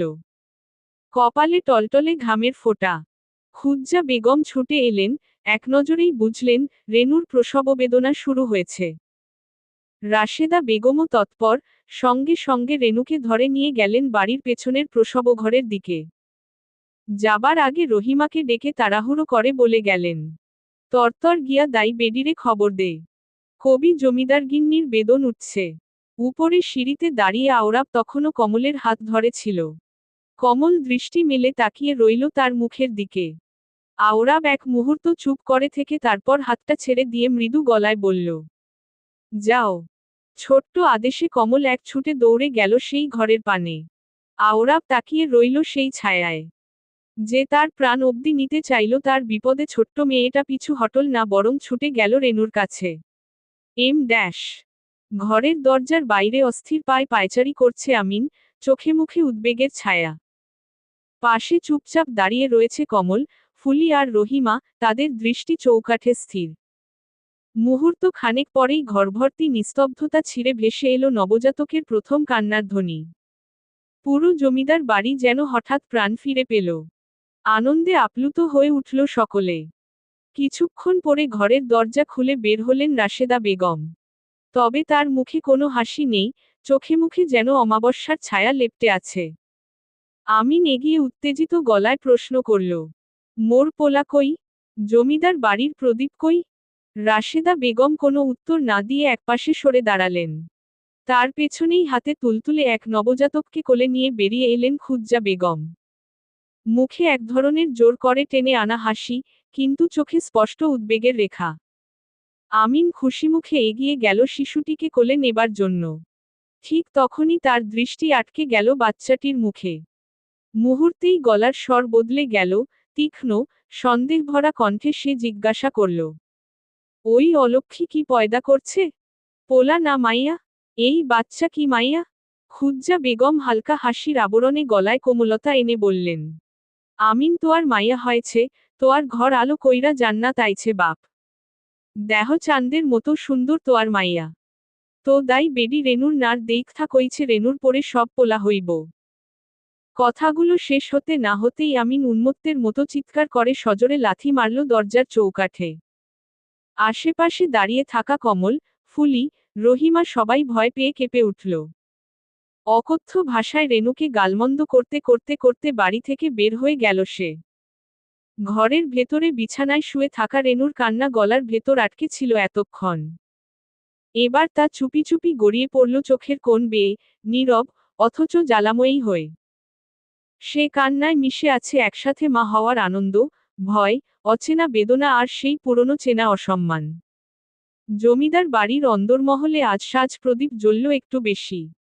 মখমলের আসনে গুটিসুটি হয়ে বসে আছে কমল, কোলে সদ্যজাত কন্যা শিশু, যাকে সে আগলে রেখেছে পরম যত্নে। ঠোঁটে লেগে আছে এক কোমল হাসি। আওরাব বসে আছে কিছুটা দূরে, নীরবে চোখে তাকিয়ে। কমল শিশুটির ছোট্ট আঙুল হাতের মধ্যে জড়িয়ে রেখেছে স্নেহে। কিন্তু এই নিসর্গময় মুহূর্তের আড়ালে ঘরজুড়ে জমে আছে এক চাপা অস্থিরতা। কেননা, ইতোমধ্যে ছড়িয়ে পড়েছে খবর, জমিদার বাড়ির বড় বউয়ের কন্যা সন্তান হয়েছে। অনেকে তিরস্কারও করছেন এই নবজন্মে। ঠিক তখনই বাড়িতে প্রবেশ করলেন আলতাফ বাহাদুর। একটিবারের জন্যও নাতনির মুখের দিকে না তাকিয়ে গটগট পায়ে নিজের কক্ষে চলে গেলেন। পরক্ষণেই ভেতরে ঢুকল মাতাল আমিন, চোখ রক্তিম, শরীর দুলছে। সবাইকে অগ্রাহ্য করে সে চোখ রাখল কমলের কোলে থাকা শিশুটির দিকে। এক ঝলকে তার ভেতরের অগ্নিদাহ যেন দ্বিগুণ উন্মত্ত হয়ে উঠল। হঠাৎ রাগে উন্মাদ হয়ে সিঁড়ি বেয়ে দৌড়ে গেল রেনুর ঘরে। রেনুর কেশ মুষ্টিমেয় করে টেনে টেনে নিচে নামিয়ে আনল অন্দরমহলের মাঝে। সবাই নিঃশব্দে তাকিয়ে রইল, কারোর চোখে সাহস নেই প্রতিবাদ করার। রেনু ব্যথায় ছটফট করছে, আর আমিন ক্ষিপ্ত পায়ে লাথি মারছে তার পেটে। তার কণ্ঠ ফুঁড়ে বেরিয়ে এলো পশুর মতো গর্জন। শালি অপা, জানোয়ারের বাচ্চা তো আর লাইগ্গা মোর বাইরের মাইনষের কথা হুনুন লাগবো ক্যা? মুই বারবার কইছি মোর পোলা লাগবো আর এই শয়তানের বাচ্চা মাইয়া পয়দা করছে। ওই মাইয়া আমি গাঙ্গে ভাসাই দিমু। খুজ্জা বেগম ছুটে এসে ছেলেকে থামাতে চেষ্টা করলেন, তার ক্ষীণ শরীর দিয়ে প্রতিহত করতে চাইলেন আমিনের উন্মাদ রোষ, কিন্তু ব্যর্থ হলেন। ভয়ে কেঁপে উঠল কমল। শিশুটিকে কোল থেকে নামিয়ে রহিমার হাতে দিয়ে পাঠিয়ে দিল দোতলার নিজের ঘরে। তারপর আতঙ্কিত পায়ে ছুটে গেল আওরাবের কাছে। আওরাব তখনও একই রকম নির্বিকার ভঙ্গিতে বসে আছে। কমল কাপা কণ্ঠে বলল, আওরাববাবু আপনি কিছু কন, ভাবিরে ভাইজান মাইরা ফেলাইব। ভাইজানরে থামান খোদার দোহাই লাগে। আওরাব নিঃসঙ্গভাবে উত্তর দিল, আমি কেন বলবো? কমলের চোখে জল জমে উঠেছে, অস্ফুট স্বরে বলল, মোর লাইগা ক্যান কন, মোর লাইগা ক্যান হগলের লগে বিবাদে বাঁধেন। আওরাব শান্ত চোখে তাকালো কমলের দিকে। পলক ফেলল কয়েকবার। কমল আওরাবের হাতটা চেপে ধরে অনুনয় করল। মুই আপনের পায়ে পড়ি রেনু ভাবিরে বাঁচান। অবশেষে উঠে দাঁড়ালো আওরাব, ধীর কিন্তু দৃঢ় পায়ে এগিয়ে গিয়ে এক ঝটকায় আমিনকে সরে ফেলে দিল দূরে। কমল ছুটে গিয়ে ধপ করে রেনুকে জড়িয়ে ধরল। রেনু তখন নিঃশেষ, কাঁদছে নীরবভাবে। রাগে টগবগ করতে থাকা আমিন এবার আওরাবের দিকে চেয়ে চিৎকার করে উঠল। কিতা হয়েছে তোয়ার? তু মোরে রুখলি ক্যা? অনেক হয়েছে, এসব তামাশা এবার বন্ধ করুন। কিতা কইতাছস তু? তামাশা? কিতা তামাশা তোয়ার কাছে? তু কি ভাবস তোয়ার মতো হগলে বউয়ের আঁচলের তলে বইয়া থাকব? তু তো বেডা না কাপুরুষ। তু শাড়ি চুড়ি পিন্দা যা ঘরে বইয়া থাক, মোর কামে বাধা দিবার আইবি না। নাইলে খুন কইরা লামু কইয়া দিলাম কালাকাওয়া। আওরাবকে কোনো প্রকার রাগান্বিত হতে দেখা গেল না, বরং শান্ত চোখে সে তাকালো আমিনের দিকে। কিছু বুঝে উঠার আগেই নিজের শক্তপোক্ত হাতে সজোরে আমিনের মুখ বরাবর একটা ঘুষি দিতেই আমিন ফ্লোরে ছিটকে পড়ল, নাক দিয়ে গড়গড়িয়ে বের হলো রক্ত। আওরাব গম্ভীর কণ্ঠে বলল, বউয়ের আঁচলের নিচে বসা থাকা কাপুরুষ নয়, বরং যে পুরুষ তার স্ত্রীর গায়ে হাত তুলে সেই হলো নির্বোধ, কাপুরুষ, জানোয়ারের থেকেও অধম। কথাটুকু বলে আওরাব এগিয়ে গেল কমলের কাছে, মৃদু হেসে তাকিয়ে বলল, খুশি এবার? কমল কিছু বলল না, কেবল ব্যথিত হয়ে ছলছল নয়নে তাকিয়ে রইল আওরাবের দিকে। আওরাব কোনো শব্দ না করে ফিরে গেল নিজের ঘরে, নিঃশব্দ, নীরবে। তপবনের অতিথি। পর্ব 05। নূপুর আক্তার শাওন। বোমপটে ফুটেছে আজ পূর্ণচন্দ্র পুষ্প, স্নিগ্ধ জ্যোৎস্নার আলোয় ভেসে যাচ্ছে ধরণী। নিশীথের আলোছায়ার খেলায় ঘরের কোণে কোণে যেন সোনালি জোনাকি পোকারা নেমেছে নৃত্যে। দূর থেকে ভেসে আসছে নির্ঘুম পেঁচার থেমে থেমে ওঠা ডাক, যা রাতকে করে তুলছে আরো রহস্যময়, নিঃসঙ্গ। এই গভীর রাতে আওরাব ঘরে প্রবেশ করল নিঃশব্দে। বিছানায় বইয়ের ওপর মাথা রেখে অনেক আগেই ঘুমিয়ে পড়েছে কমল। হারিকেনের আলো অনেকটাই ম্লান, জানালার পর্দা দুলিয়ে শীতল বাতাস প্রবেশ করছে ঘরের অন্তরালে।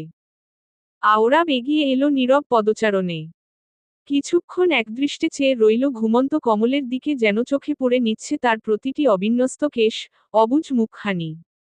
তারপর ধীরে ধীরে হাঁটু গেড়ে বসে পড়ল কমলের পায়ের কাছে। শুভ্র পাঞ্জাবির পকেট থেকে বের করল একজোড়া সোনালি নূপুর, অলংকার নয়, যেন শব্দে বাঁধা কোনো গোপন অনুভূতি।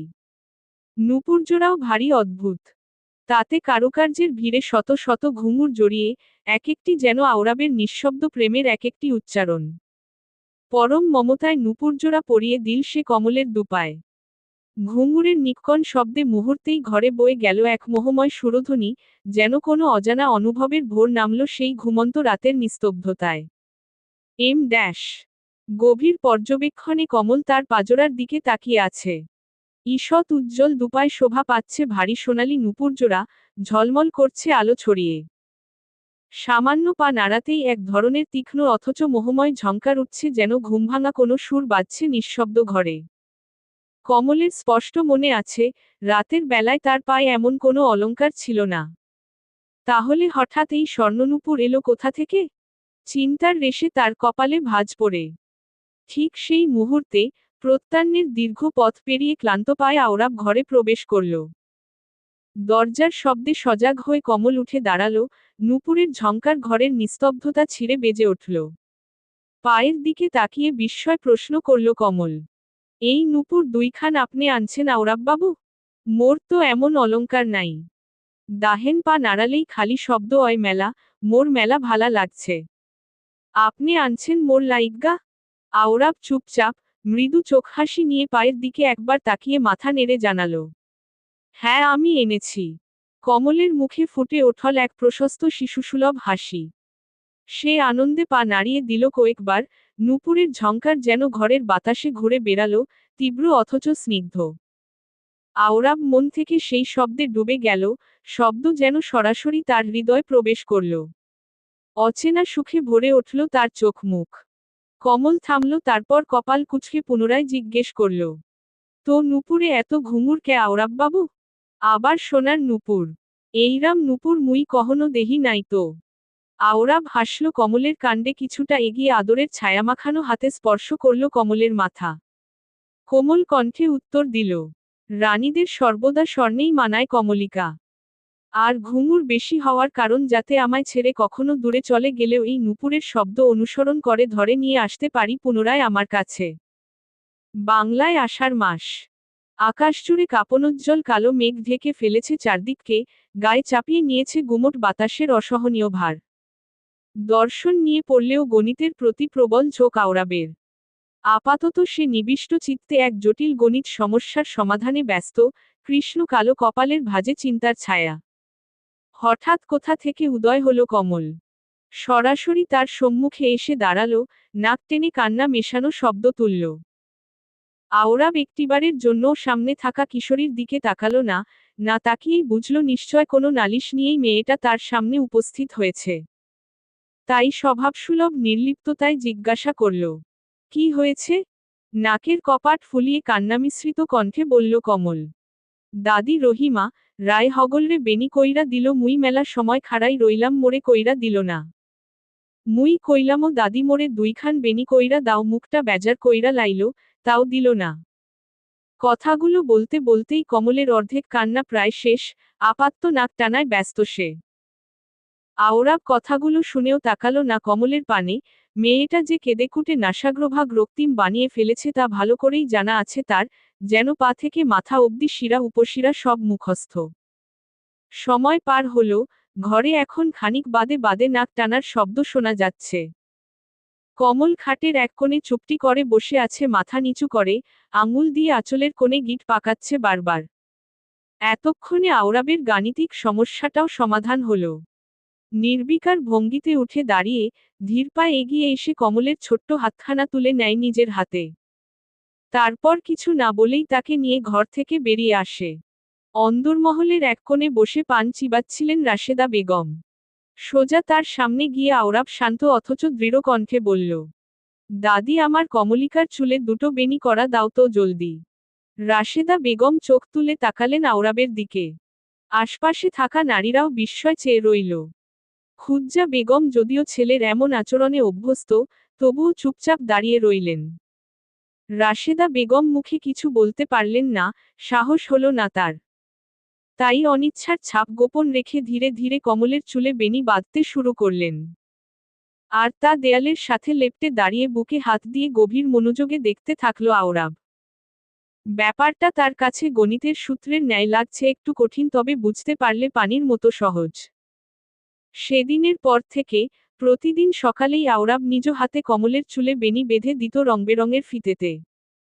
অবুঝ কমলও চুপচাপ বসে থাকত আওরাবের সামনে, তার চুলে যত্ন করে বেনি বাঁধা হতো, ভালোবাসার সুতোয়।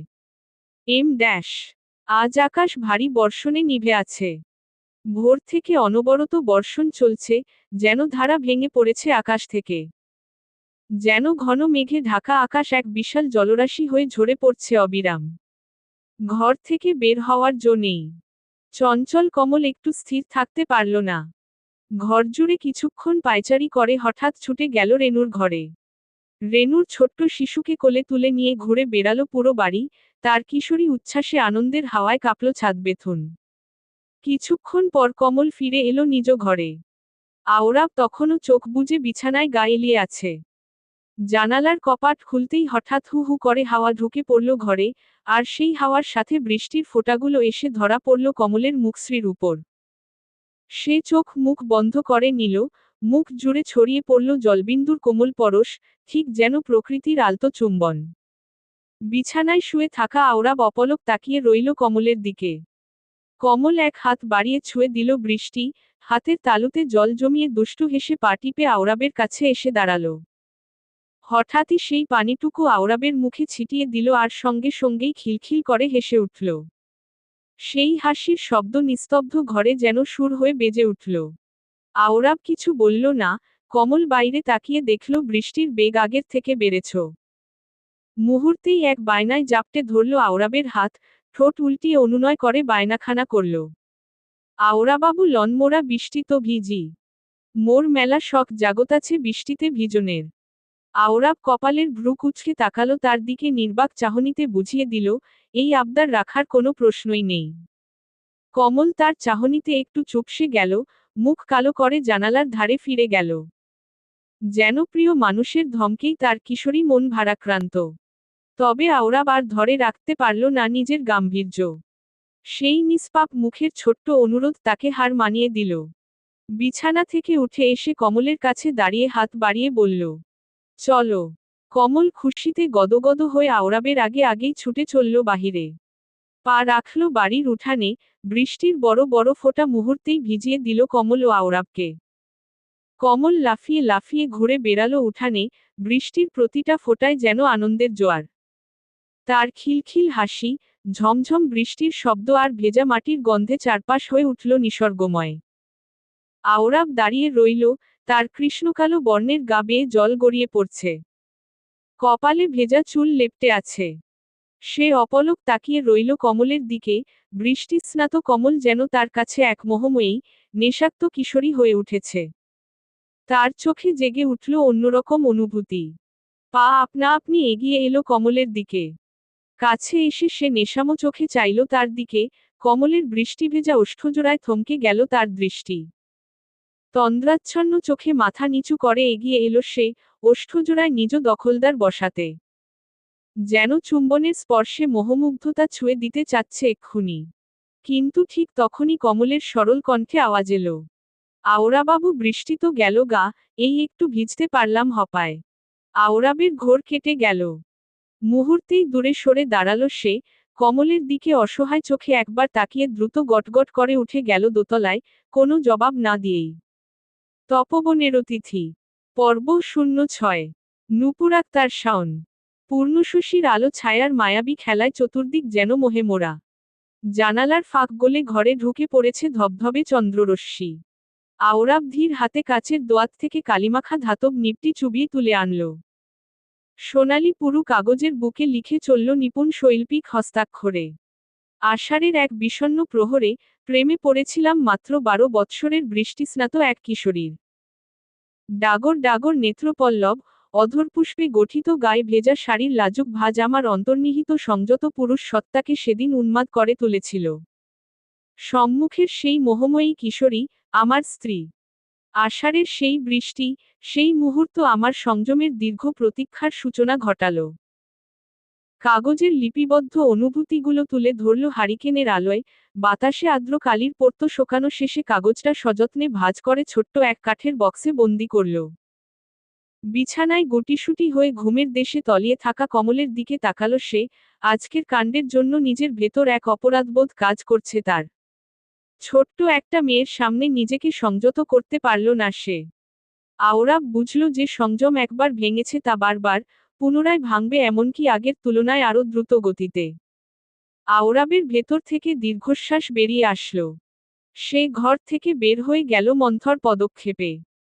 ড্যাশ রাত্রির নীরবতা, আষাঢ়ের ভারী বাতাসে ঘেরা এক নিস্তব্ধ রাত। খুজ্জা বেগম বসে আছেন বিশাল কাঠের পালঙ্কে, যার গায়ে নিপুণ কারুকাজ খচিত। তার সামনেই রাখা পিতলের পান্দানি, সযত্নে পান সাজাচ্ছেন শাশুড়ি রাশেদা বেগমের জন্য। বাইরে তখনও থেমে থেমে বৃষ্টি পড়ছে, বাতাসে এক ধরনের নরম ঠান্ডা ও বিষণ্ণতা মিশে আছে। এই সময় ধীরপায়ে ঘরে প্রবেশ করল আওরাব। মুখে গম্ভীরতা, চোখে মুখে চিন্তার রেখা। আলতাফ বাহাদুর এখনো ঘরে ফেরেননি। ছেলেকে দেখে বিছানার কোণে বসে থাকা খুজ্জা বেগম হালকা করে মুচকি হাসলেন। আওরাব কোনো কথা না বলে হেলেদুলে এগিয়ে এসে মায়ের পাশে বিছানার পাড়ে শুয়ে পড়ল, মাথা রাখল খুজ্জা বেগমের কোলে। খুজ্জা বেগম ছেলের এইরূপ আচরণে অবাক হলেন না। প্রায়শই আওরাব এইরকম করে, চুপচাপ গম্ভীরতা ভিড়ে এক বাচ্চাসুলভ আওরাব যেন ধরা দেয় তখন। আওরাব গুটিসুটি হয়ে শুয়ে রইল। খুজ্জা বেগম তার চুলে ধীরে ধীরে আঙুল বুলিয়ে দিচ্ছিলেন। কিছুক্ষণ নীরবতার পর তিনি নরম স্বরে বললেন, কমলরে তু ভালা পাস তাই না বাপ? আওরাব কিছুক্ষণ চুপ থেকে মুখ ফিরিয়ে বলল, বাচ্চা একটা মেয়ে আম্মা। শুধুমাত্র দায়িত্ব পালন করছি। খুজ্জা বেগম চুপ করে রইলেন। ছেলের কণ্ঠে এক অদ্ভুত অসহায়তা ধরা পড়ল তার কাছে। আওরাব এবার জানালার দিকে একদৃষ্টে তাকিয়ে ভেতরের গুমোট অনুভূতি খুলে বলল, আম্মা, আমি কি কোনো ভুল করছি? নিজের উপর বড্ড অগোছালো হয়ে পড়ছি। ভেতরটা এলোমেলো লাগে। মস্তিষ্ক যা বলছে, হৃদয় তা মানছে না। আমি যেন নিজের উপর নিয়ন্ত্রণ হারিয়ে ফেলছি। খুজ্জা বেগম কপালে আলতো চুমু খেয়ে আওরাবের গালে হাত রেখে কোমল কণ্ঠে বললেন, মোর আওরাব বাপ কোনো জন্মে ভুল করবার পারে না। তোয়ারে মেলা ক্লান্ত লাগে, তোয়ার পরাণ যেইডা ভালা মনে করে তু ওইডাই করো বাপ। কমলরে নিয়া চিন্তা কইরো না, আস্তে আস্তে সব ঠিক হইয়া যাইব। আওরাব কিছু বলল না আর। সময় থমকে রইল। জানালার ওপাশে হালকা হাওয়া বইছে, দিঘির পাড়ে জোনাকিরা আলো ছড়াচ্ছে, দূরে ঝিঝি পোকার ডাক। হঠাৎ করেই সে উঠে দাঁড়ালো, স্থির স্বরে বলল, আম্মা, কালই আমি কলকাতা ফিরব। শব্দগুলো যেন ঘরের বাতাস কেটে ছড়িয়ে গেল। খুজ্জা বেগম কিছু বলার আগেই আওরাব চপল পায়ে ঘর থেকে বেরিয়ে গেল। তিনি শুধু বসে রইলেন, নিঃশব্দে, ছেলের ফেলে যাওয়া পদচিহ্নের দিকে একদৃষ্টে তাকিয়ে। বেশ কিছুক্ষণ হলো জমিদার বাড়ির সামনের পথে এসে থেমেছে গরুর গাড়ি। দোতলার ঘরে তখনও ব্যস্ত আওরাব, নিজের কাপড়চোপড় গুছিয়ে ব্যাগে ভরছেন নিঃশব্দে। ঘরের এক কোণে দাঁড়িয়ে আছে কমল। সদা চঞ্চল মেয়েটা আজ হঠাৎ করেই স্তব্ধ, তার চোখে বিষণ্ণতার ছায়া, মুখশ্রী যেন এক নিঃসীম কালো অমাবস্যা। আওরাব সে মুখের দিকে তাকালো না, যেন কিছুই দেখতে পাচ্ছে না এমন ভঙ্গিতে নিজের কাজেই ডুবে রইল। কমল আস্তে করে সামনে এসে দাঁড়ালো, ছলছল চোখে তাকিয়ে কাপা কণ্ঠে বলল, মুই কি কোনো দোষ করছি আওরাববাবু? কোনো উত্তর এলো না। আওরাব ব্যস্ত রইল সারা শরীরে নিঃসঙ্গতার একখণ্ড চাদর জড়িয়ে। কমলের বুক যেন ফেটে গেল, কণ্ঠ আটকে এলো কান্নার দমকে। সে হঠাৎ করেই ফুপিয়ে কেঁদে উঠল।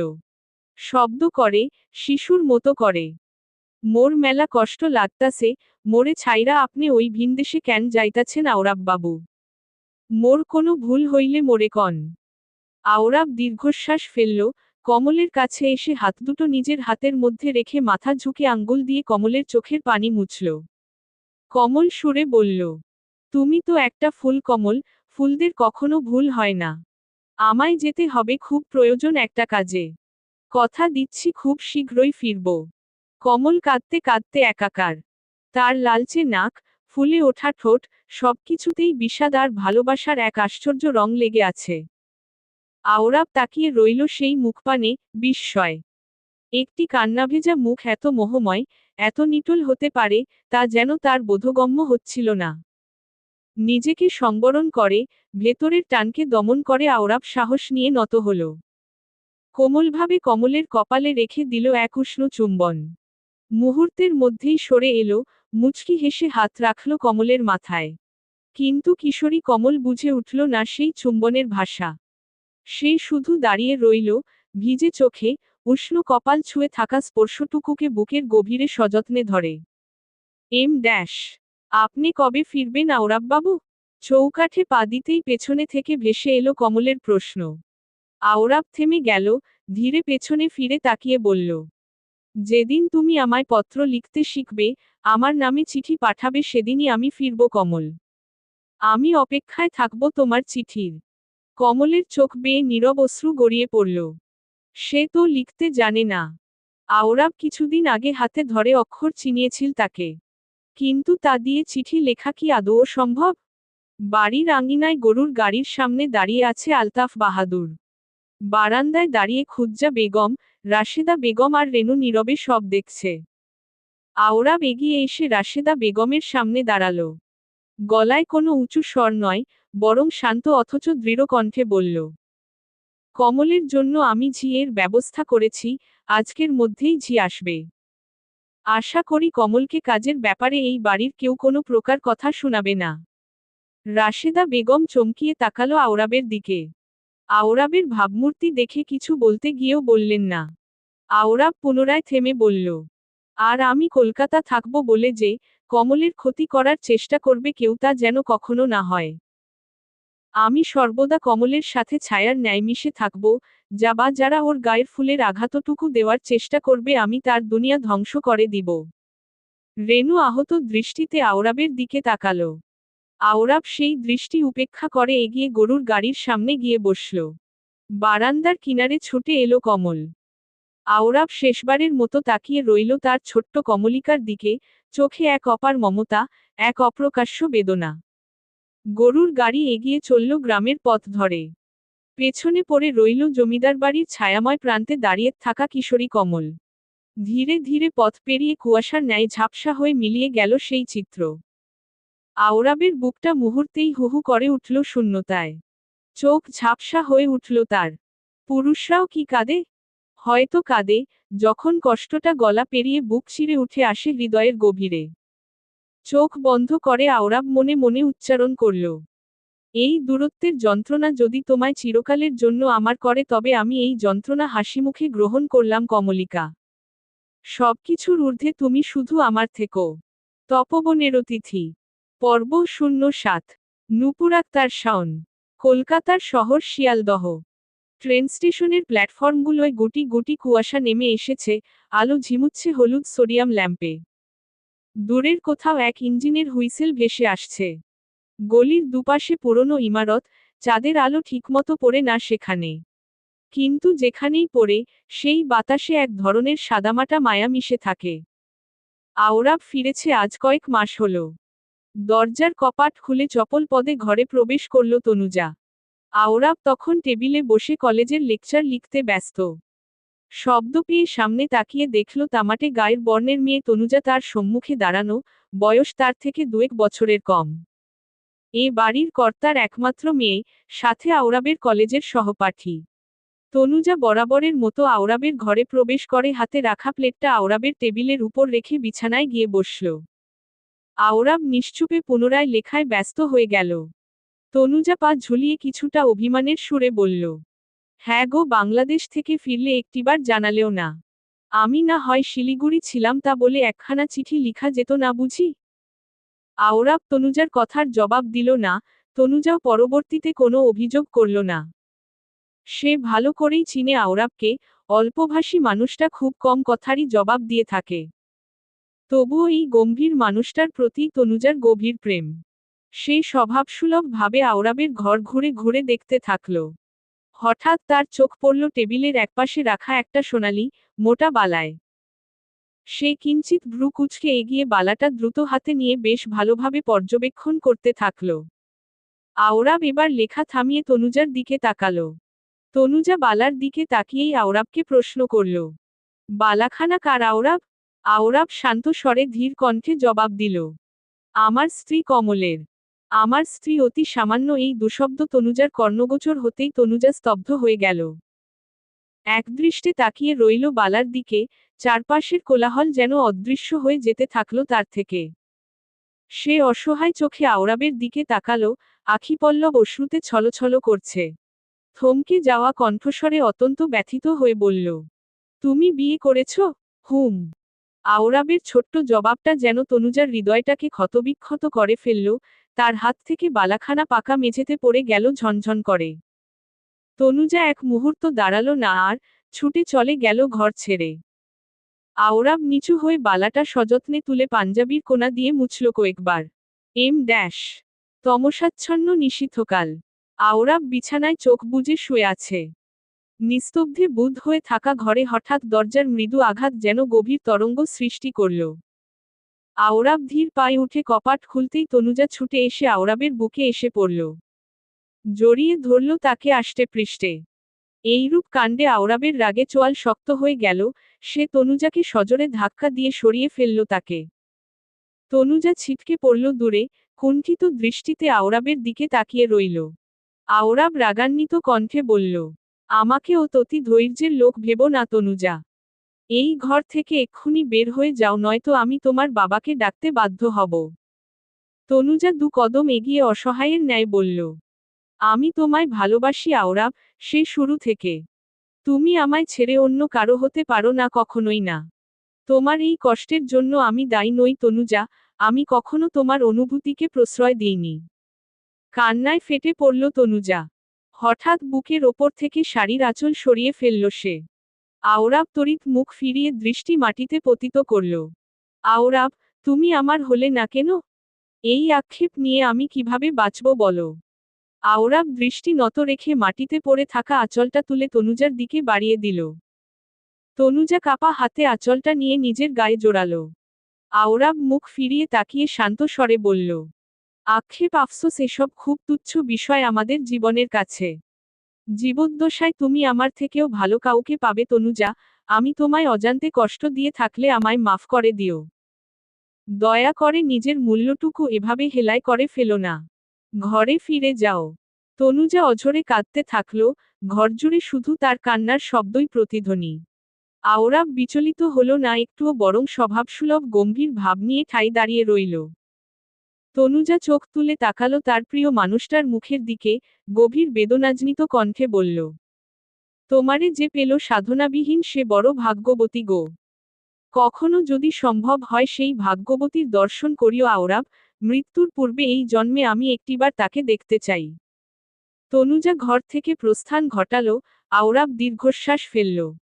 তার ভেতরটা ভার হয়ে আছে ঠিকই, কিন্তু কোথাও কোনো অনুশোচনা নেই। সে জানে, সে কোনো অন্যায় করেনি। অনুভূতির দায় সে নিতে পারে না, যেটি সে জন্মাতে দেয়নি কখনো। ড্যাশ বিছানার উপর বিক্ষিপ্তভাবে বইপত্র রেখে আধশোয়া হয়ে আছে কমল, চোখমুখ জুড়ে বিরক্তর ভাব স্পষ্ট। একসময় উঠে বসল সে, বই খাতাগুলো হাত দিয়ে সরিয়ে নিজে নিজে বলল, ধ্যাত এই পোড়ালেহা মোর দ্বারা হইব না, মুই আবার লিখুম চিডি হায় মোর খোদা। আওরাবাবু আইলো আহুক নাইলে হের ওই শহরে থাইক্কা যাক মোর কি, মুই চিডি লিখুম না। কমল বিছানা ছেড়ে উঠে দাঁড়ালো, শাড়ির আঁচল টেনে মাথায় ঘোমটা দিয়ে বাইরে বেরুতে যাবে, ঠিক সেই মুহূর্তে হন্তদন্ত হয়ে রহিমা এসে সামনে দাঁড়ালো। দুহাত হাঁটুতে রেখে হাঁপাতে হাঁপাতে বলল, সই তরতর কইরা অন্দরমহলে লও, বিরাট কাম ঘইটটা গেছে। কিতা কাম সই? বড় জমিদার বাবু শাদি কইরা আইছে আরেকটা, নতুন বউ লইয়া খাড়াই আছে। কমল রহিমা উভয় ছুটে নিচে নেমে আসল। অন্দরমহলের এক কোনায় হালকা পর্দার আড়ালে দাঁড়িয়ে দেখল আমিন ও তার সাথে লাল শাড়ি পরিহিত এক রমণী। কমল পাশে চোখ ঘুরিয়ে দেখতে পেল খুজ্জা বেগম সহ বাড়ির সকল মহিলারা দাঁড়ানো, সবাই পর্দার আড়ালে ওপাশে আমিনদের দিকে তাকিয়ে আছে। বিশাল অন্দরমহলের মধ্যিখানে কারুকাজ মণ্ডিত মখমলের আসনে বসে আছেন আলতাফ বাহাদুর, চোখ মুখ জুড়ে কঠোরতার ভাব।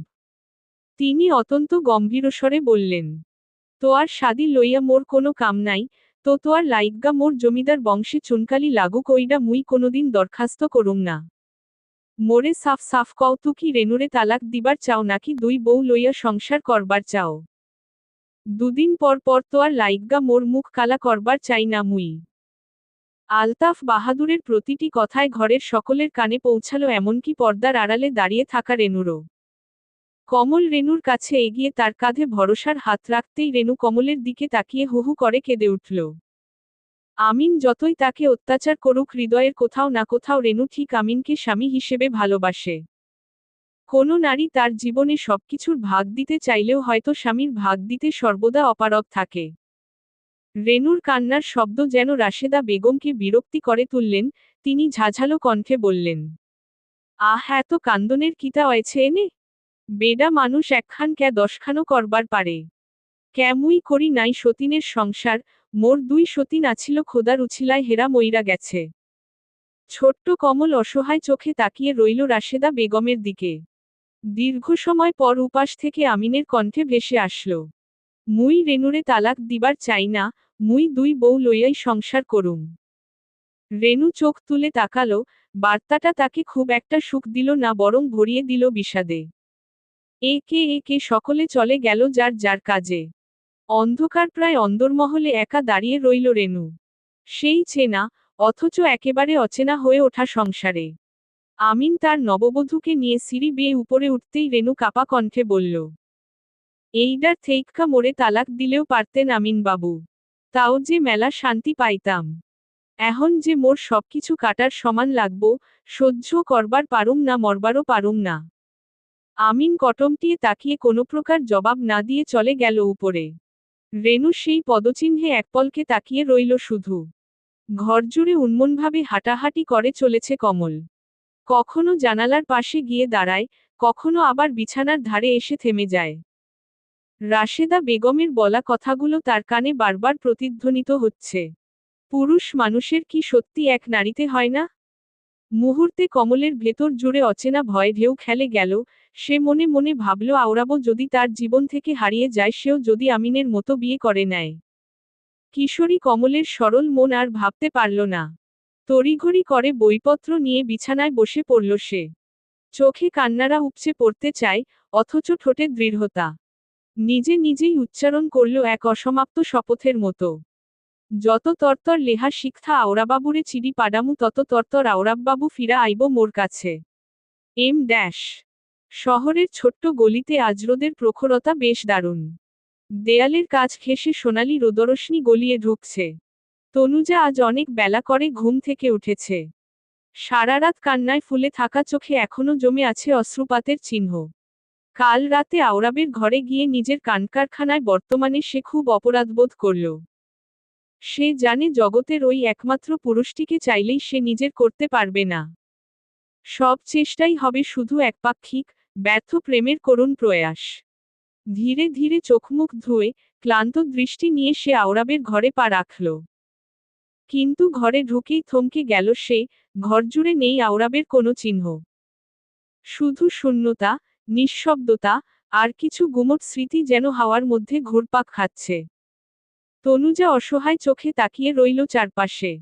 তার বুকের ভিতরটা শূন্য হয়ে গেল। সে যেন কিছু হারানোর গাঢ় বাস্তবতায় পৌঁছে গেছে। এক ছুটে ঘর থেকে বেরিয়ে বাবার কাছে গিয়ে কান্নাভেজা কণ্ঠে জিজ্ঞেস করল, বাবা, আওরাব কই? সে কি চলে গেল? শ্যামলবাবু পত্রিকার পৃষ্ঠা বন্ধ করে টেবিলে রেখে ধীরে মাথা নাড়লেন। তনুজার চোখ বেয়ে গড়িয়ে পড়ল উষ্ণ অশ্রু। শ্যামল তার পকেট থেকে এক টুকরো কাগজ বের করে তনুজার হাতে ধরিয়ে ঘরের ভেতরে চলে গেলেন নিশ্চুপে। তনুজা কাগজখানা খুলে ধরতেই চোখের সামনে জ্বলজ্বল করতে লাগলো আওরাবের নিপুণ হস্তাক্ষরের শব্দগুলো। তনুজা, আমি চলে যাচ্ছি। আমি জানি আমার কোথাও ভুল নেই, তবুও তোমার আশেপাশে থাকলে আমি যেমন অস্বস্তিতে ভুগতাম, তুমিও আমায় ভুলতে পারতে না সহজে। যাবার আগে একটা অনুরোধ, পিছুটান নিয়ে পড়ে থেকো না। আমি আওরাব কমল নামক ব্যাধিতে বড্ড আক্রান্ত, তাই হয়তো তোমার অসীম ভালোবাসা আমার দৃষ্টিগোচর হলো না। তবে এই ভালোবাসাকে বৃথা যেতে দিও না, সঠিক সময় সঠিক মানুষের দ্বারা পোষে নিও। তনুজা মাটিতে ধপ করে বসে পড়ল। চিঠিটা বুকের মধ্যিখানে চেপে ধরে হাউমাউ করে কাঁদতে লাগলো বুক ভাঙা কান্নায়।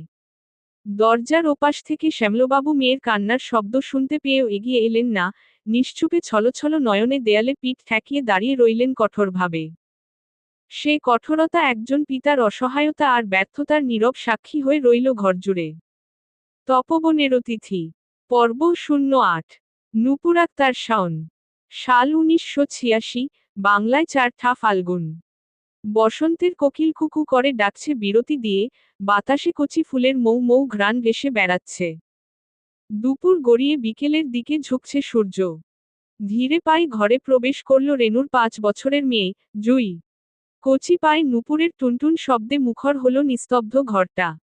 বিছানায় তখন নেশায় বুঁদ হয়ে শুয়ে আছে আমিন। বছরখানেক হলো, তার দ্বিতীয় স্ত্রী তাকে ছেড়ে চলে গিয়েছে। জুই চুপচাপ গিয়ে দাঁড়ালো খাটের পাশে।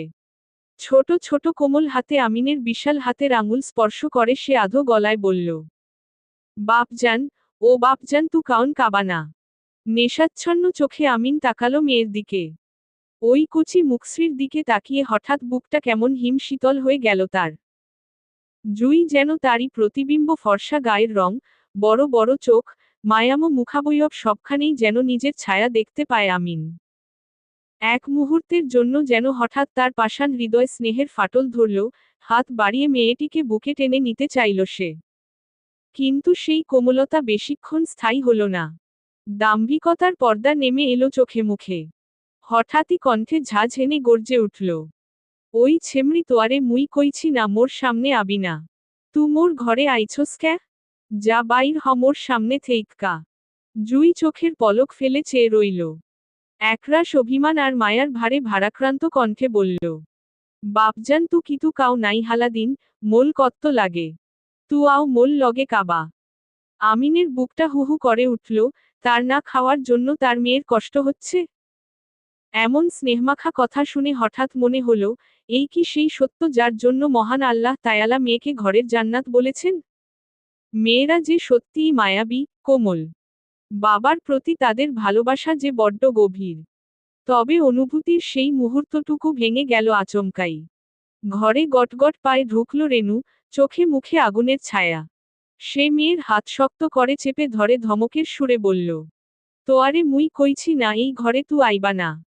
মোর কথা তু হুনো না ক্যা, অসভ্য মাইয়া। জুই কেঁদে উঠল ভয়, কিন্তু রেনুর সেদিকে খেয়াল নেই। সে মেয়েকে টেনে হিঁচড়ে ঘর থেকে বের করে নিল। পেছনে থেকে জুই একনাগাড়ে বাপজান, বাপজান বলে কাঁদতে কাঁদতে বারবার পেছনে ফিরে তাকালো। আমিনের চোখের সামনে সেই দৃশ্যটা গেঁথে গেল, মেয়েটা যেন কাঁদতে কাঁদতে তার বুকের ভিতরটা চিরে দিয়ে গেল। এক মুহূর্তের জন্য ইচ্ছে করল ছুটে গিয়ে তাকে বুকের মধ্যে টেনে নিয়ে বলতে, তু থাক মোর নাগালেই। কিন্তু সে নিজেকে সংবরণ করল। বুকের মধ্যে ঢেউ খেলানো যন্ত্রণা নিয়ে আবার চুপচাপ শটান হয়ে শুয়ে পড়ল বিছানায়। ঘরে তখন নুপুরের টুংটাং শব্দ কেবল স্মৃতির মৃদু প্রতিধ্বনি হয়ে ভেসে বেড়ালো নিঃসঙ্গে। এম ড্যাশ কলেজের লেকচার শেষে বেশ কিছুক্ষণ হলো আওরাব বাসায় ফিরেছে। কাঁধের ব্যাগটা রেখে কপাট খুলে ঘরে প্রবেশ করতেই পেছনে থেকে এক অপরিচিত কণ্ঠের ডাক এলো। আওরাব পেছনে ফিরে দেখল বাসন্তী রঙের হাফহাতা শার্ট পরিহিত পিয়ন, দাঁত বের করে হেসে তার দিকে তাকিয়ে আছেন। আওরাব চোখ সংকুচিত করে তাকাতেই লোকটা ফ্যালকা হেসে সাইকেলের পাশের ব্যাগ থেকে অতিযত্নে একখানা চিঠি বের করে আওরাবের সামনে বাড়িয়ে দিয়ে বললেন, তোমার চিঠি এসেছে গো, নাও এইখানটায় একটা সই করে দাও তো বাপু। আওরাব ভুরু কুঁচকে তাকালো চিঠিখানার দিকে, তার জন্য চিঠি? বাড়ি থেকে এই 6 বছরে খুব কমই চিঠি এসেছিল তার নামে। নয়তো বেশিরভাগ সময় আলতাফ বাহাদুর নিজে এসেই ছেলের সাথে দেখা করে যেতেন, খোঁজখবর নিতেন। কিছুটা দ্বিধা নিয়ে আওরাব সই করে, চিঠিটা হাতে নিল। পিয়ন সাইকেলের বেল বাজিয়ে চলে গেলে নিজ গতিতে। ঘরে প্রবেশ করে কাঁধের ব্যাগের সাথে হাতের চিঠিখানা টেবিলের এক পাশে রেখে মন্থর কদমে হাত মুখ ধুতে গেল আওরাব। ফিরে এসে বিছানায় শটান হয়ে শুয়ে পড়তেই চোখে ধরা দিল এক রাজ্যের ঘুম। সন্ধ্যা নামার প্রাক্কালে দিগন্তের শেষভাগে কমলা আভা ছড়িয়ে পড়েছে। নিস্তরঙ্গ বাতাসে পাখিরা ফিরে যাচ্ছে নিজ নিজ নীড়ে। চারপাশে এক অদ্ভুত স্নিগ্ধতা। আওরাব চোখ মেলে ঘুম থেকে উঠল তৎক্ষণাৎ। বিছানায় ধপ করে বসে পড়ল, মুহূর্তেই মনে পড়ে গেল কমলের কথা। দুপুরের চিঠিটা কমল লিখেনি তো? এক লাইনের এই বাক্যটুকু মস্তিষ্কে হানা দিতেই আওরাব ব্যাকুল হয়ে পড়ল। চপল পদে বিছানা ছেড়ে টেবিল থেকে চিঠিটা হাতে তুলে নিল। হৃৎপিণ্ডের বেগতিক কাঁপুনি উপেক্ষা করে দীর্ঘশ্বাস ফেলে কাপা হাতে চিঠিটা খুলতেই জলজল করে উঠল চিঠির এক লাইনের অক্ষরগুলো। আওরা বাবু, আপনি কবে ফিরবেন? এই এক টুকরো কথা আওরাবের ভেতরের 6 বছরের জমানো বিষাদ, নিঃসঙ্গতা মুহূর্তে ধুয়ে গেল। তার মতো সংযত, গম্ভীর পুরুষের চোখ ছলছল করে উঠল আবেগে। এই তো তার কমল, তার ছোট্ট কমলিকা তার জন্য চিঠি লিখেছে। তার ফিরার সময় জানতে চেয়েছে। এই ডাক কি হৃদয় উপেক্ষা করতে পারে? কখনোই না। আওরাব আর এক মুহূর্ত দেরি করল না, চিঠিটা তার সেই পুরনো বাক্সে সযত্নে তুলে রেখে দ্রুত হাতে ব্যাগপত্র গুছিয়ে ঘর ছেড়ে বের হল। রওনা দিল সেই 6 বছর আগের ফেলে রেখা নিজ বাড়িতে, তার কমলিকার নিকটে। পরদিন দ্বিপ্রহরের অবসানে কমল দোতলার পূর্ব পার্শ্বের বারান্দায় বসে লবণ মরিচ মাখা তেঁতুলের চাটনি মুখে পড়ছিল। তার সাথেই জুই বসে ড্যাব করে তাকিয়ে রয়েছে তার দিকে। কমল জুইয়ের দিকে তাকিয়ে মুচকি হেসে চ জাতীয় শব্দ করে বলল, তোয়ার বয়স হয় নাই তেঁতুল খাওনের জুই ফুল, নইলে তোয়ারেও দিতাম। মোর আওরাবাবু কইতো কি জানো, কমল অতি তেঁতুল খাওন ভালা না, শরীরের মেলা ক্ষতি হয়। এইটুকু বলেই কমল খিকখিক করে হেসে উঠল। জুই ছোট্ট চোখে তাকিয়ে আধো আধো গলায় বলল, তোয়াল আওলাবু কোনে গেথে?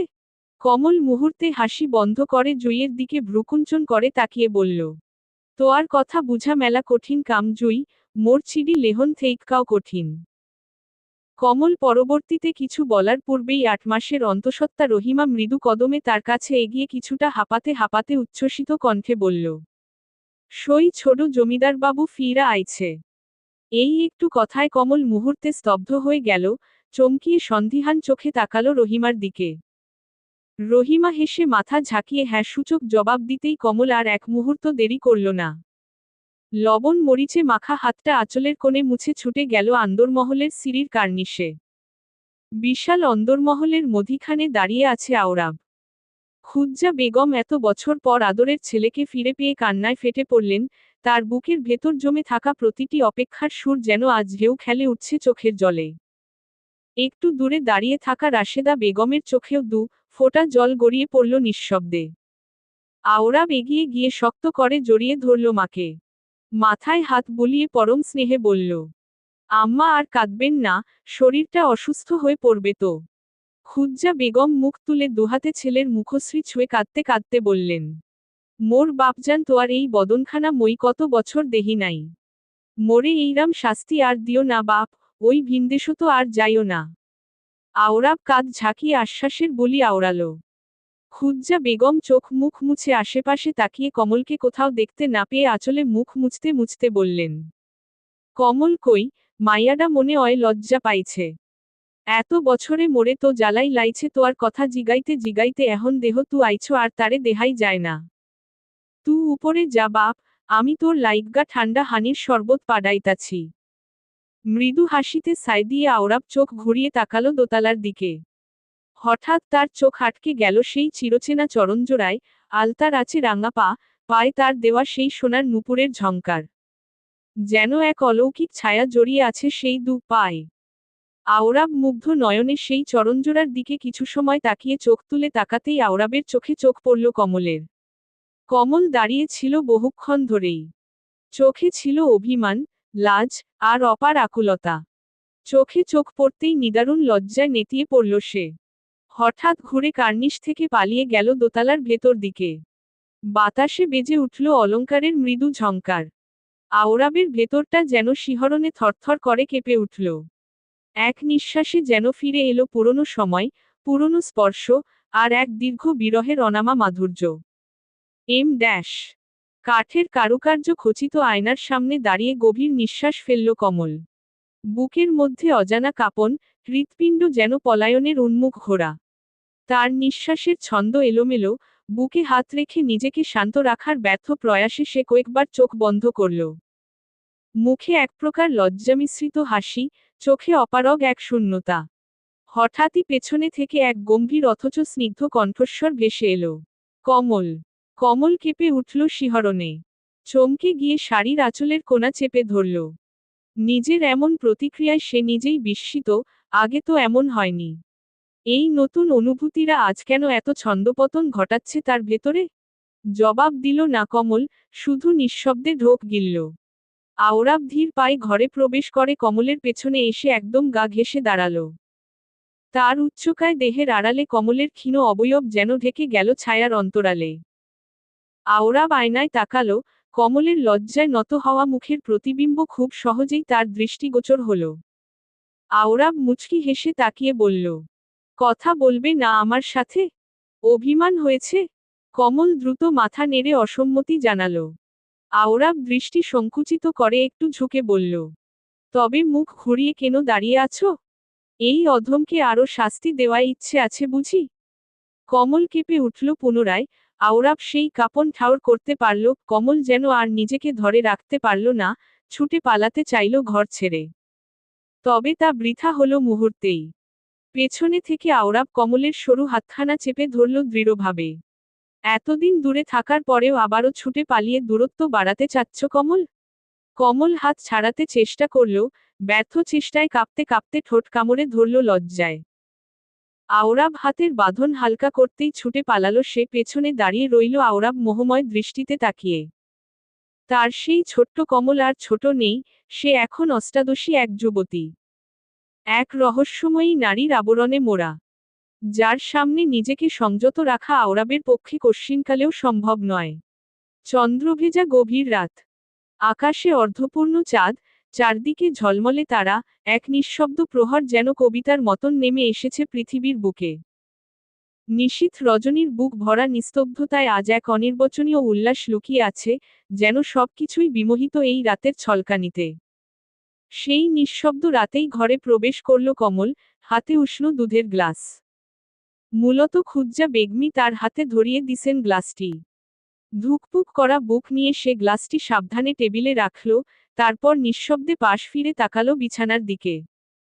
আওরাব চোখ বুজে শুয়ে আছে, হয়তো ঘুমিয়েও পড়েছে এতক্ষণে। ধীরে ধীরে, নিঃশব্দ পায়ে কমল বিছানার এক পাশে বসল। এক দৃষ্টে তাকিয়ে রইল আওরাবের মুখের দিকে। চাঁদের হালকা আলোতে তার মুখশ্রী যেন আরো রহস্যময়ী হয়ে উঠেছে।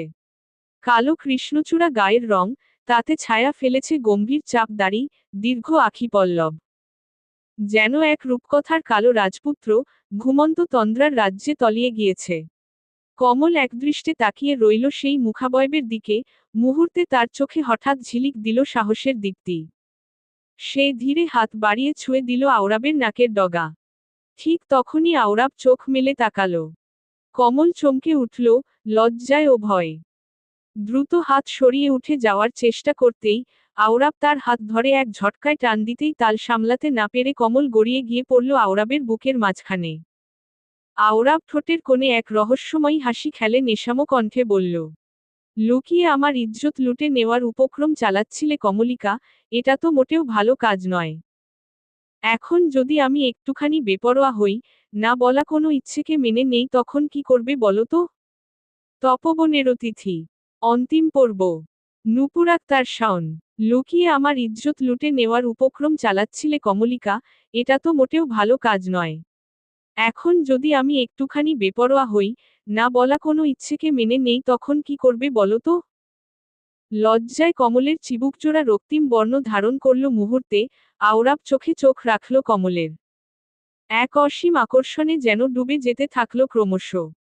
কমল সেই দৃষ্টিতে আবদ্ধ রাখতে পারল না, মাথা নত করে আওরাবের বুকে মুখ লুকিয়ে ফেলল। আওরাব ঠোঁট কামড়ে হেসে এক হাতে কমলের থুতনিতে আলতো ছোঁয়া দিয়ে মুখটা তুলে ধরল।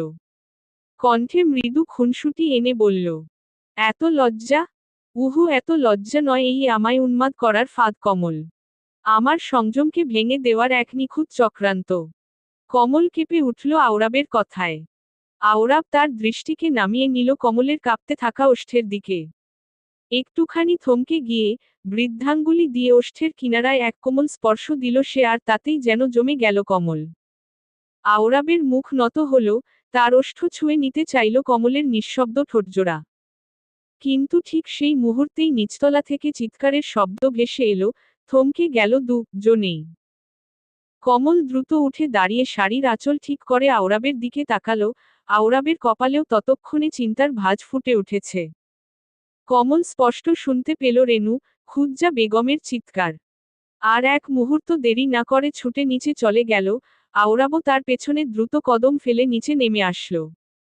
রেনুর ঘরে দাউদাউ করে আগুন জ্বলছে। আগুনের লেলিহান শিখা আর ঘন কালো ধোঁয়ার কুণ্ডলী মুহূর্তে ঢেকে দিয়েছে জমিদার বাড়ির আকাশ। যেন রাতের বুক চিরে এক অশুভ আগুনদানব নেমে এসেছে রেনুর নিঃস্ব ঘরটিকে গিলে ফেলতে। রেনুকে শক্ত করে চেপে ধরে রেখেছে ফুলি আর খুজ্জা বেগম। অন্যরা ব্যস্ত হয়ে ছুটে চলেছে বালতিতে পানি এনে আগুন নেভাতে।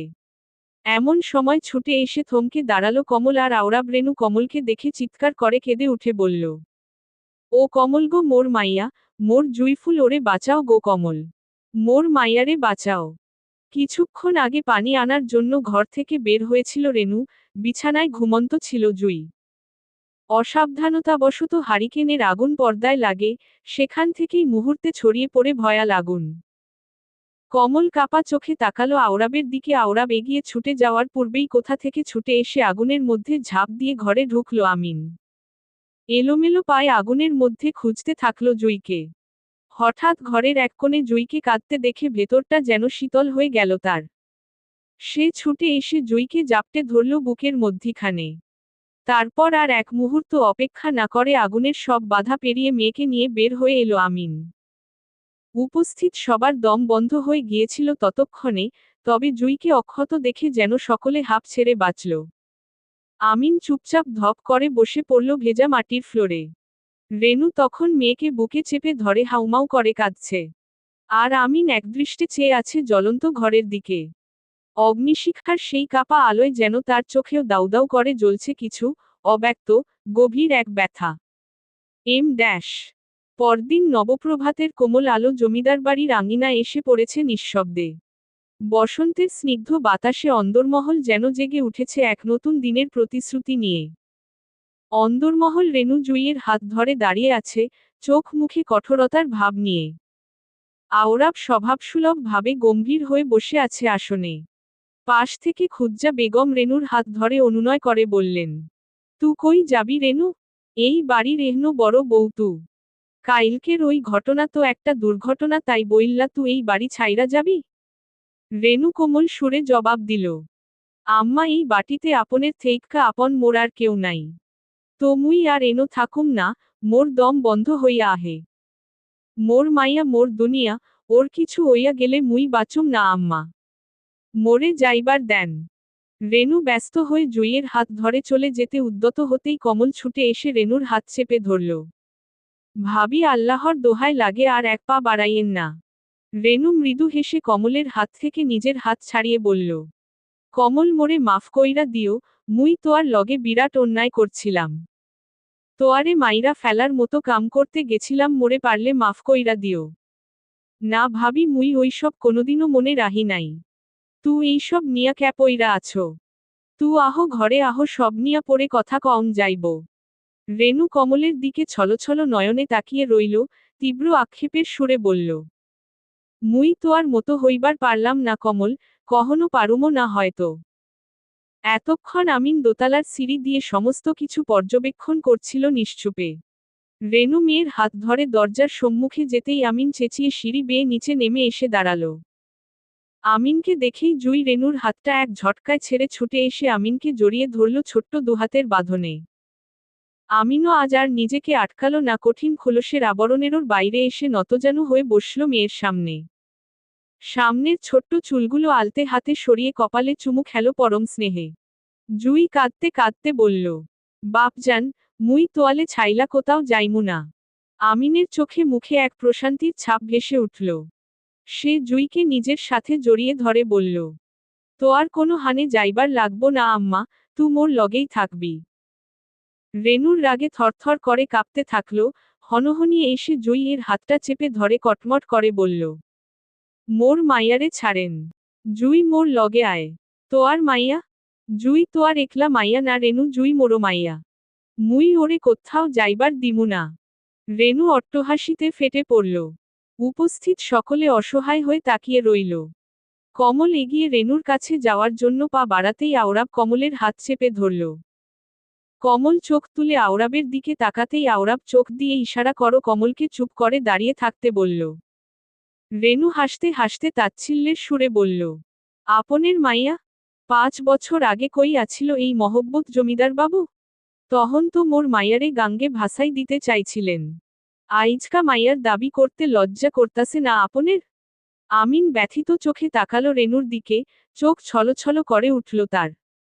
তবে রেণুর কঠোরতা সেই ব্যথা স্পর্শ করতে পারল না। রেণু জোর করে জুইয়ের হাতটা টেনে আমিনের কাছ থেকে ছাড়াতে চাইল প্রাণপণে। আমিন শক্ত করে জুইয়ের আরেক হাত চেপে ধরে রাখল। জুই সশব্দে কেঁদে উঠল বাপজান, বাপজান বলে।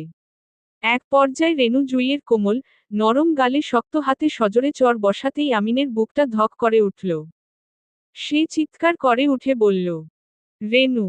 রেণু কাঁপতে কাঁপতে তাকালো তার দিকে।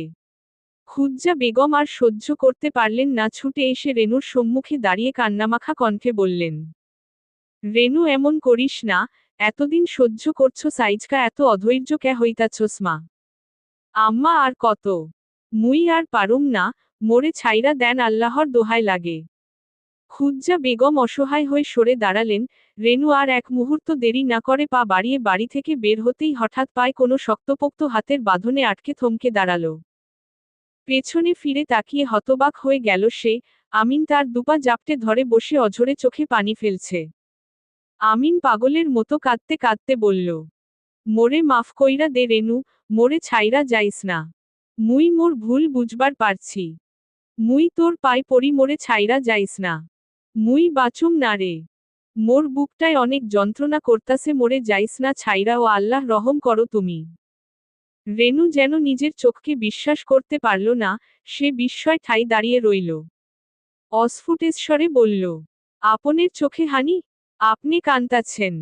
উপস্থিত সকলেই আমিনের এই রূপ দেখে অবাক হল। তবে একমাত্র আওরাবকে কোনো প্রকার বিচলিত হতে দেখা গেল না। তার মুখে ভেসে গেল এক কিঞ্চিত হাসির ঝলকানি। সে নীরবে শুধু তাকিয়ে রইল আমিনের দিকে। বসন্তের মাঝামাঝি সময়। বাতাসে মম করছে বকুল ফুলের সুঘ্রাণ। দূরে কোথাও পলাশগাছে লাল হয়ে জ্বলে উঠেছে হাজারো পলাশ ফুল, যেন অগ্নিময় ভালোবাসার এক চিহ্ন। নিস্তব্ধ রাতে কোকিলের কুহু কুহু ডাকে বেজে উঠেছে বসন্তের গান। এমন এক গভীর সন্ধ্যায়, অন্ধকারকে দূরে ঠেলে ঘরের প্রতিটি কোণে আলোর প্রদীপ জ্বালালো কমল। মুহূর্তেই সোনালি আলোয় আলোকিত হয়ে উঠল পুরো ঘর। কমল মৃদু হেসে টেবিলের উপর রাখা পিতলের কাচঘেরা মোমবাতির প্রদীপটা জ্বালালো দেয়াশালাই দিয়ে। ছোট্ট সেই আগুনের শিখা কাচের দেয়ালের ভেতরে ধুকে ধুকে জ্বলছিল যেন। কমল সেই আগুনের শিখার দিকে এক নজরে তাকিয়েছিল মৃদু হেসে। আজ তার কাছে সবকিছুই অদ্ভুত সুন্দর লাগছে। আমিন আর রেনুর সম্পর্কটা নতুনভাবে শুরু হয়েছে। আমিন এত বছরের নিজের ভুলগুলো বুঝতে সক্ষম হয়েছে। তাদের সংসারটা এখন আর আগের মতো নেই। সবকিছু মিলিয়েই কমলের ভেতর এক অন্যরকম ভালো লাগা কাজ করছে। হঠাৎই কমলের চোখ গেল টেবিলের একপাশে রাখা ছোট্ট একটা কাঠের বক্সে। কমল ভ্রুকুঞ্চন করে বক্সখানা হাতে নিয়ে নিঃশব্দে বক্সটা খুলতেই খানিক অবাক হল সে। পুরো বক্স ভর্তি শত কয়েক চিরকুট, চিঠি। কমল বিছানার এক পাশে বসে একে একে প্রতিটি চিরকুটের ভাঁজ খুলে পড়তে থাকল। প্রতিটি লেখা শুধুমাত্র তাকে নিয়ে, যা আওরাব সযত্নে এই 6 বছরে তাকে নিয়ে লিখেছে। কমলের বুকটা হুহু করে উঠল, চোখ ছলছল করতে থাকলে অশ্রু জমে। ঠিক সেই মুহূর্তে আওরাব ঘরে প্রবেশ করল, পেছনে হাত রেখে ধীর পায়। তবে কমলের হেলদোল হলো না। আওরাব কমলের সামনে এসে দাঁড়িয়ে বিছানার দিকে তাকাতেই ছড়িয়ে ছিটিয়ে থাকা পত্রগুলোর দিকে নজর গেল তার। সে শান্ত চোখে তাকালো কমলের দিকে। আওরাবকে দেখে কমলের ভেতরটা মুচড়ে উঠল। হু হু করে কেঁদে উঠল সে। আওরাব দ্রুত কমলের কাছে হাঁটু গেড়ে বসে ব্যস্ত ভঙ্গিতে বলল, কমল, তোমার চোখে পানি? কি হয়েছে বল আমায়। কমল ছলছল নয়নে তাকালো আওরাবের মুখপানে, ছুটে গিয়ে আওরাবের বুকে মুখ গুজে ফুপিয়ে উঠল কান্নায়। আওরাব নিশ্চুপে তার মাথায় হাত বুলাতে থাকল। কমল কান্নামিশ্রিত কণ্ঠে বলল, মুই আপনেরে অনেক কষ্ট দিছি তাই না আওরাব বাবু? মুই মেলা খারাপ, মোর অনেক কান্দন আইতাছে। আওরাব মুচকি হেসে কমলের মুখটা নিজের দৃষ্টির সামনে তুলে আলতো করে চোখের পানি মুছে বলল, তুমি আমায় কখন কষ্ট দিলে কমল?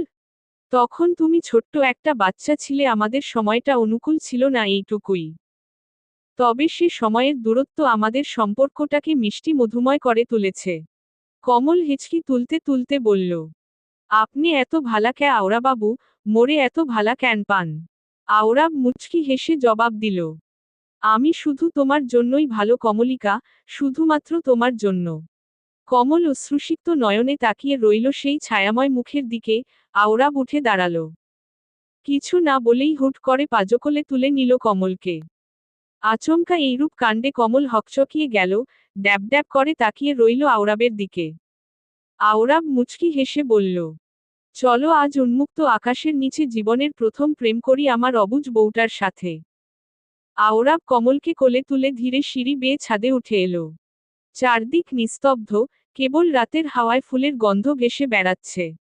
ছাদের মোটা কার্নিশে গিয়ে সে আলতো করে বসিয়ে দিল কমলকে। নিজেও তার পাশে বসল ধীর ভঙ্গিতে। খোলা আকাশে পূর্ণচাঁদ লুকোচুরি খেলছে মেঘেদের আড়ালে।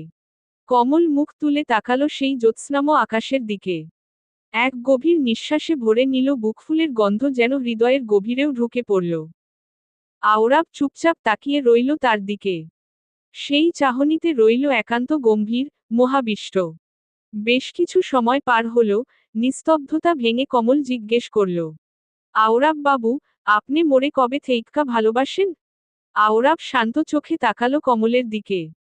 তার হাতটা নিজের দুহাতের মধ্যিখানে রেখে নরম কণ্ঠে বলল, চৈত্রের খাখা রোদে যখন উঠানে এক জোড়া আলতা রাঙা পা দেখিছিলাম, ক্লান্ত মলিন মুখটা যখন আমার দৃষ্টির গণ্ডিতে ধরা পড়েছিল সেদিনই আমি তোমার প্রেমে পড়েছিলাম কমল। কমল চোখ তুলে কিছুক্ষণ তাকিয়ে রইল আওরাবের দিকে। তারপর আবার মুখ ফিরিয়ে আকাশের দিকে তাকিয়ে নিঃশব্দে কিছু ভাবতে লাগল। সে বুঝতে পারল, এই পুরুষের চোখে তার প্রতি ভালোবাসা স্রোতের মতো, চিরন্তন, গভীর, অসীম। আওরাব কমলের দিকে তাকালো, ভেতরের লুকিয়ে রাখা এক ইচ্ছে জেগে বসল তার। আর একটু এগিয়ে সে গা ঘেঁষে বসল কমলের। আওরাবের বাহুর ছোঁয়া পেতেই কমল লজ্জায় নেতিয়ে গেল। আওরাব কমলের হাতটা নিজের হাতে চেপে ধরল আলতো করে। অপর হাতটি কমলের ঘাড়ের পাশে, চুলের গভীরে ছুঁয়ে গিয়ে মুখটা ধীরে সামনে তুলল। চোখে চোখ রাখা সেই মুহূর্তে, সময় থেমে গেল যেন, নিজের অধর ছুঁয়ে দিল কমলের অধরে। প্রথম স্পর্শে কমলের দেহ কেঁপে উঠল, শিহরণে শাড়ির আঁচল চেপে ধরল। আওরাব আজ আর নিজেকে আটকাল না, গভীর নেশায় বুঁদ হওয়ার মতো কমলের ওষ্ঠ চেপে ধরে রাখল। দীর্ঘ সময় পর আওরাব কমলের ওষ্ঠ ছেড়ে সরে আসল। ধীরে নিজেকে সরিয়ে নিল। কমল হাঁপাতে লাগলো হালকা করে। চোখে বিস্ময়, মুখে ঘোর। আওরাব মুচকি হেসে মুখ ফিরিয়ে নিল, তার ভেতরেও যেন ঝড় বয়ে যাচ্ছে, কিন্তু মুখে ধরে আছে প্রশান্ত হাসি। চাঁদের আলো ছুঁয়ে গেল তাদের দুজনকে। আওরাব মুখ ঘুরিয়ে তাকালো কমলের দিকে। কমল ততক্ষণে লজ্জায় মুখ নিচু করে বসে আছে। গালে লাল আভা, চোখে এক অনাবিল লজ্জা। আওরাবের কণ্ঠে এল এক শান্ত অথচ গভীর স্বীকারোক্তি, এক মনের কথার প্রথম নিঃশব্দ উন্মোচন। কমল, আমি তোমায় ভালোবাসি, বড্ড বেশি। হয়তো নিজের জীবনের থেকেও। আমায় একটু ভালোবাসবে কি? কমল চমকে মুখ তুলল, কি বলবে খুঁজে পেল না একটুখানি শব্দ। তবুও নিজের মনের গহন থেকে সবটুকু স্নেহ, শ্রদ্ধা আর ভালোবাসা নিয়ে বলল ধীর কণ্ঠে। আওরাব বাবু, আপনের মতো পুরুষ পাওয়া তো পরম সৌভাগ্য। মোর কপাল মেলা ভালা, মোর স্বামী আপনি, আপনেরে না ভালোবাইসা কেমনে থাকি কন্ত। তাহলে ভালোবাসো? কমল মুচকি হেসে মাথা নাড়ল। তার কণ্ঠ উচ্ছ্বসিত, বুক ভরা আনন্দ আর ভালোবাসার আবেগে ভেসে বলল, ভালোবাসি, ভালোবাসি, ভালোবাসি। এই প্রথম আওরাব মুচকি হাসির বাইরে মুখ খুলে হাসল এক হৃদয় ছোঁয়া হাসি, যার প্রতিটি কম্পনে ছিল দীর্ঘ প্রতীক্ষার পরিপূর্ণতা, এক তপবনের তিথির সমাপ্তির। আওরাব ধীরে ধীরে এগিয়ে এলো কমলের কাছে। তবে এবার কমলের কপালে অধর ছুঁয়ে পরম উষ্ণ আদরে চুমু খেল। তারপর কোমল কণ্ঠে প্রশ্ন করল, গান শুনবে? কমল খুশিতে যেন আকাশ ছুঁয়ে ফেলল। আওরাবের দু হাত জড়িয়ে বলল নিঃসংকোচে, হ হ শুনুম আওরাব বাবু। আওরাব হাসল, দু হাতে কমলকে আলিঙ্গন করে আকাশের পানে মুখ তুলে মায়ামো সুরে গেয়ে উঠল, এই তো হেথায় কুঞ্জ ছায়ায়, স্বপ্ন মধুর মোহে, এই জীবনে যে কটি দিন পাব, তোমায় আমায় হেসে খেলে কাটিয়ে যাব দোহে, স্বপ্ন মধুর মোহে। সমাপ্ত।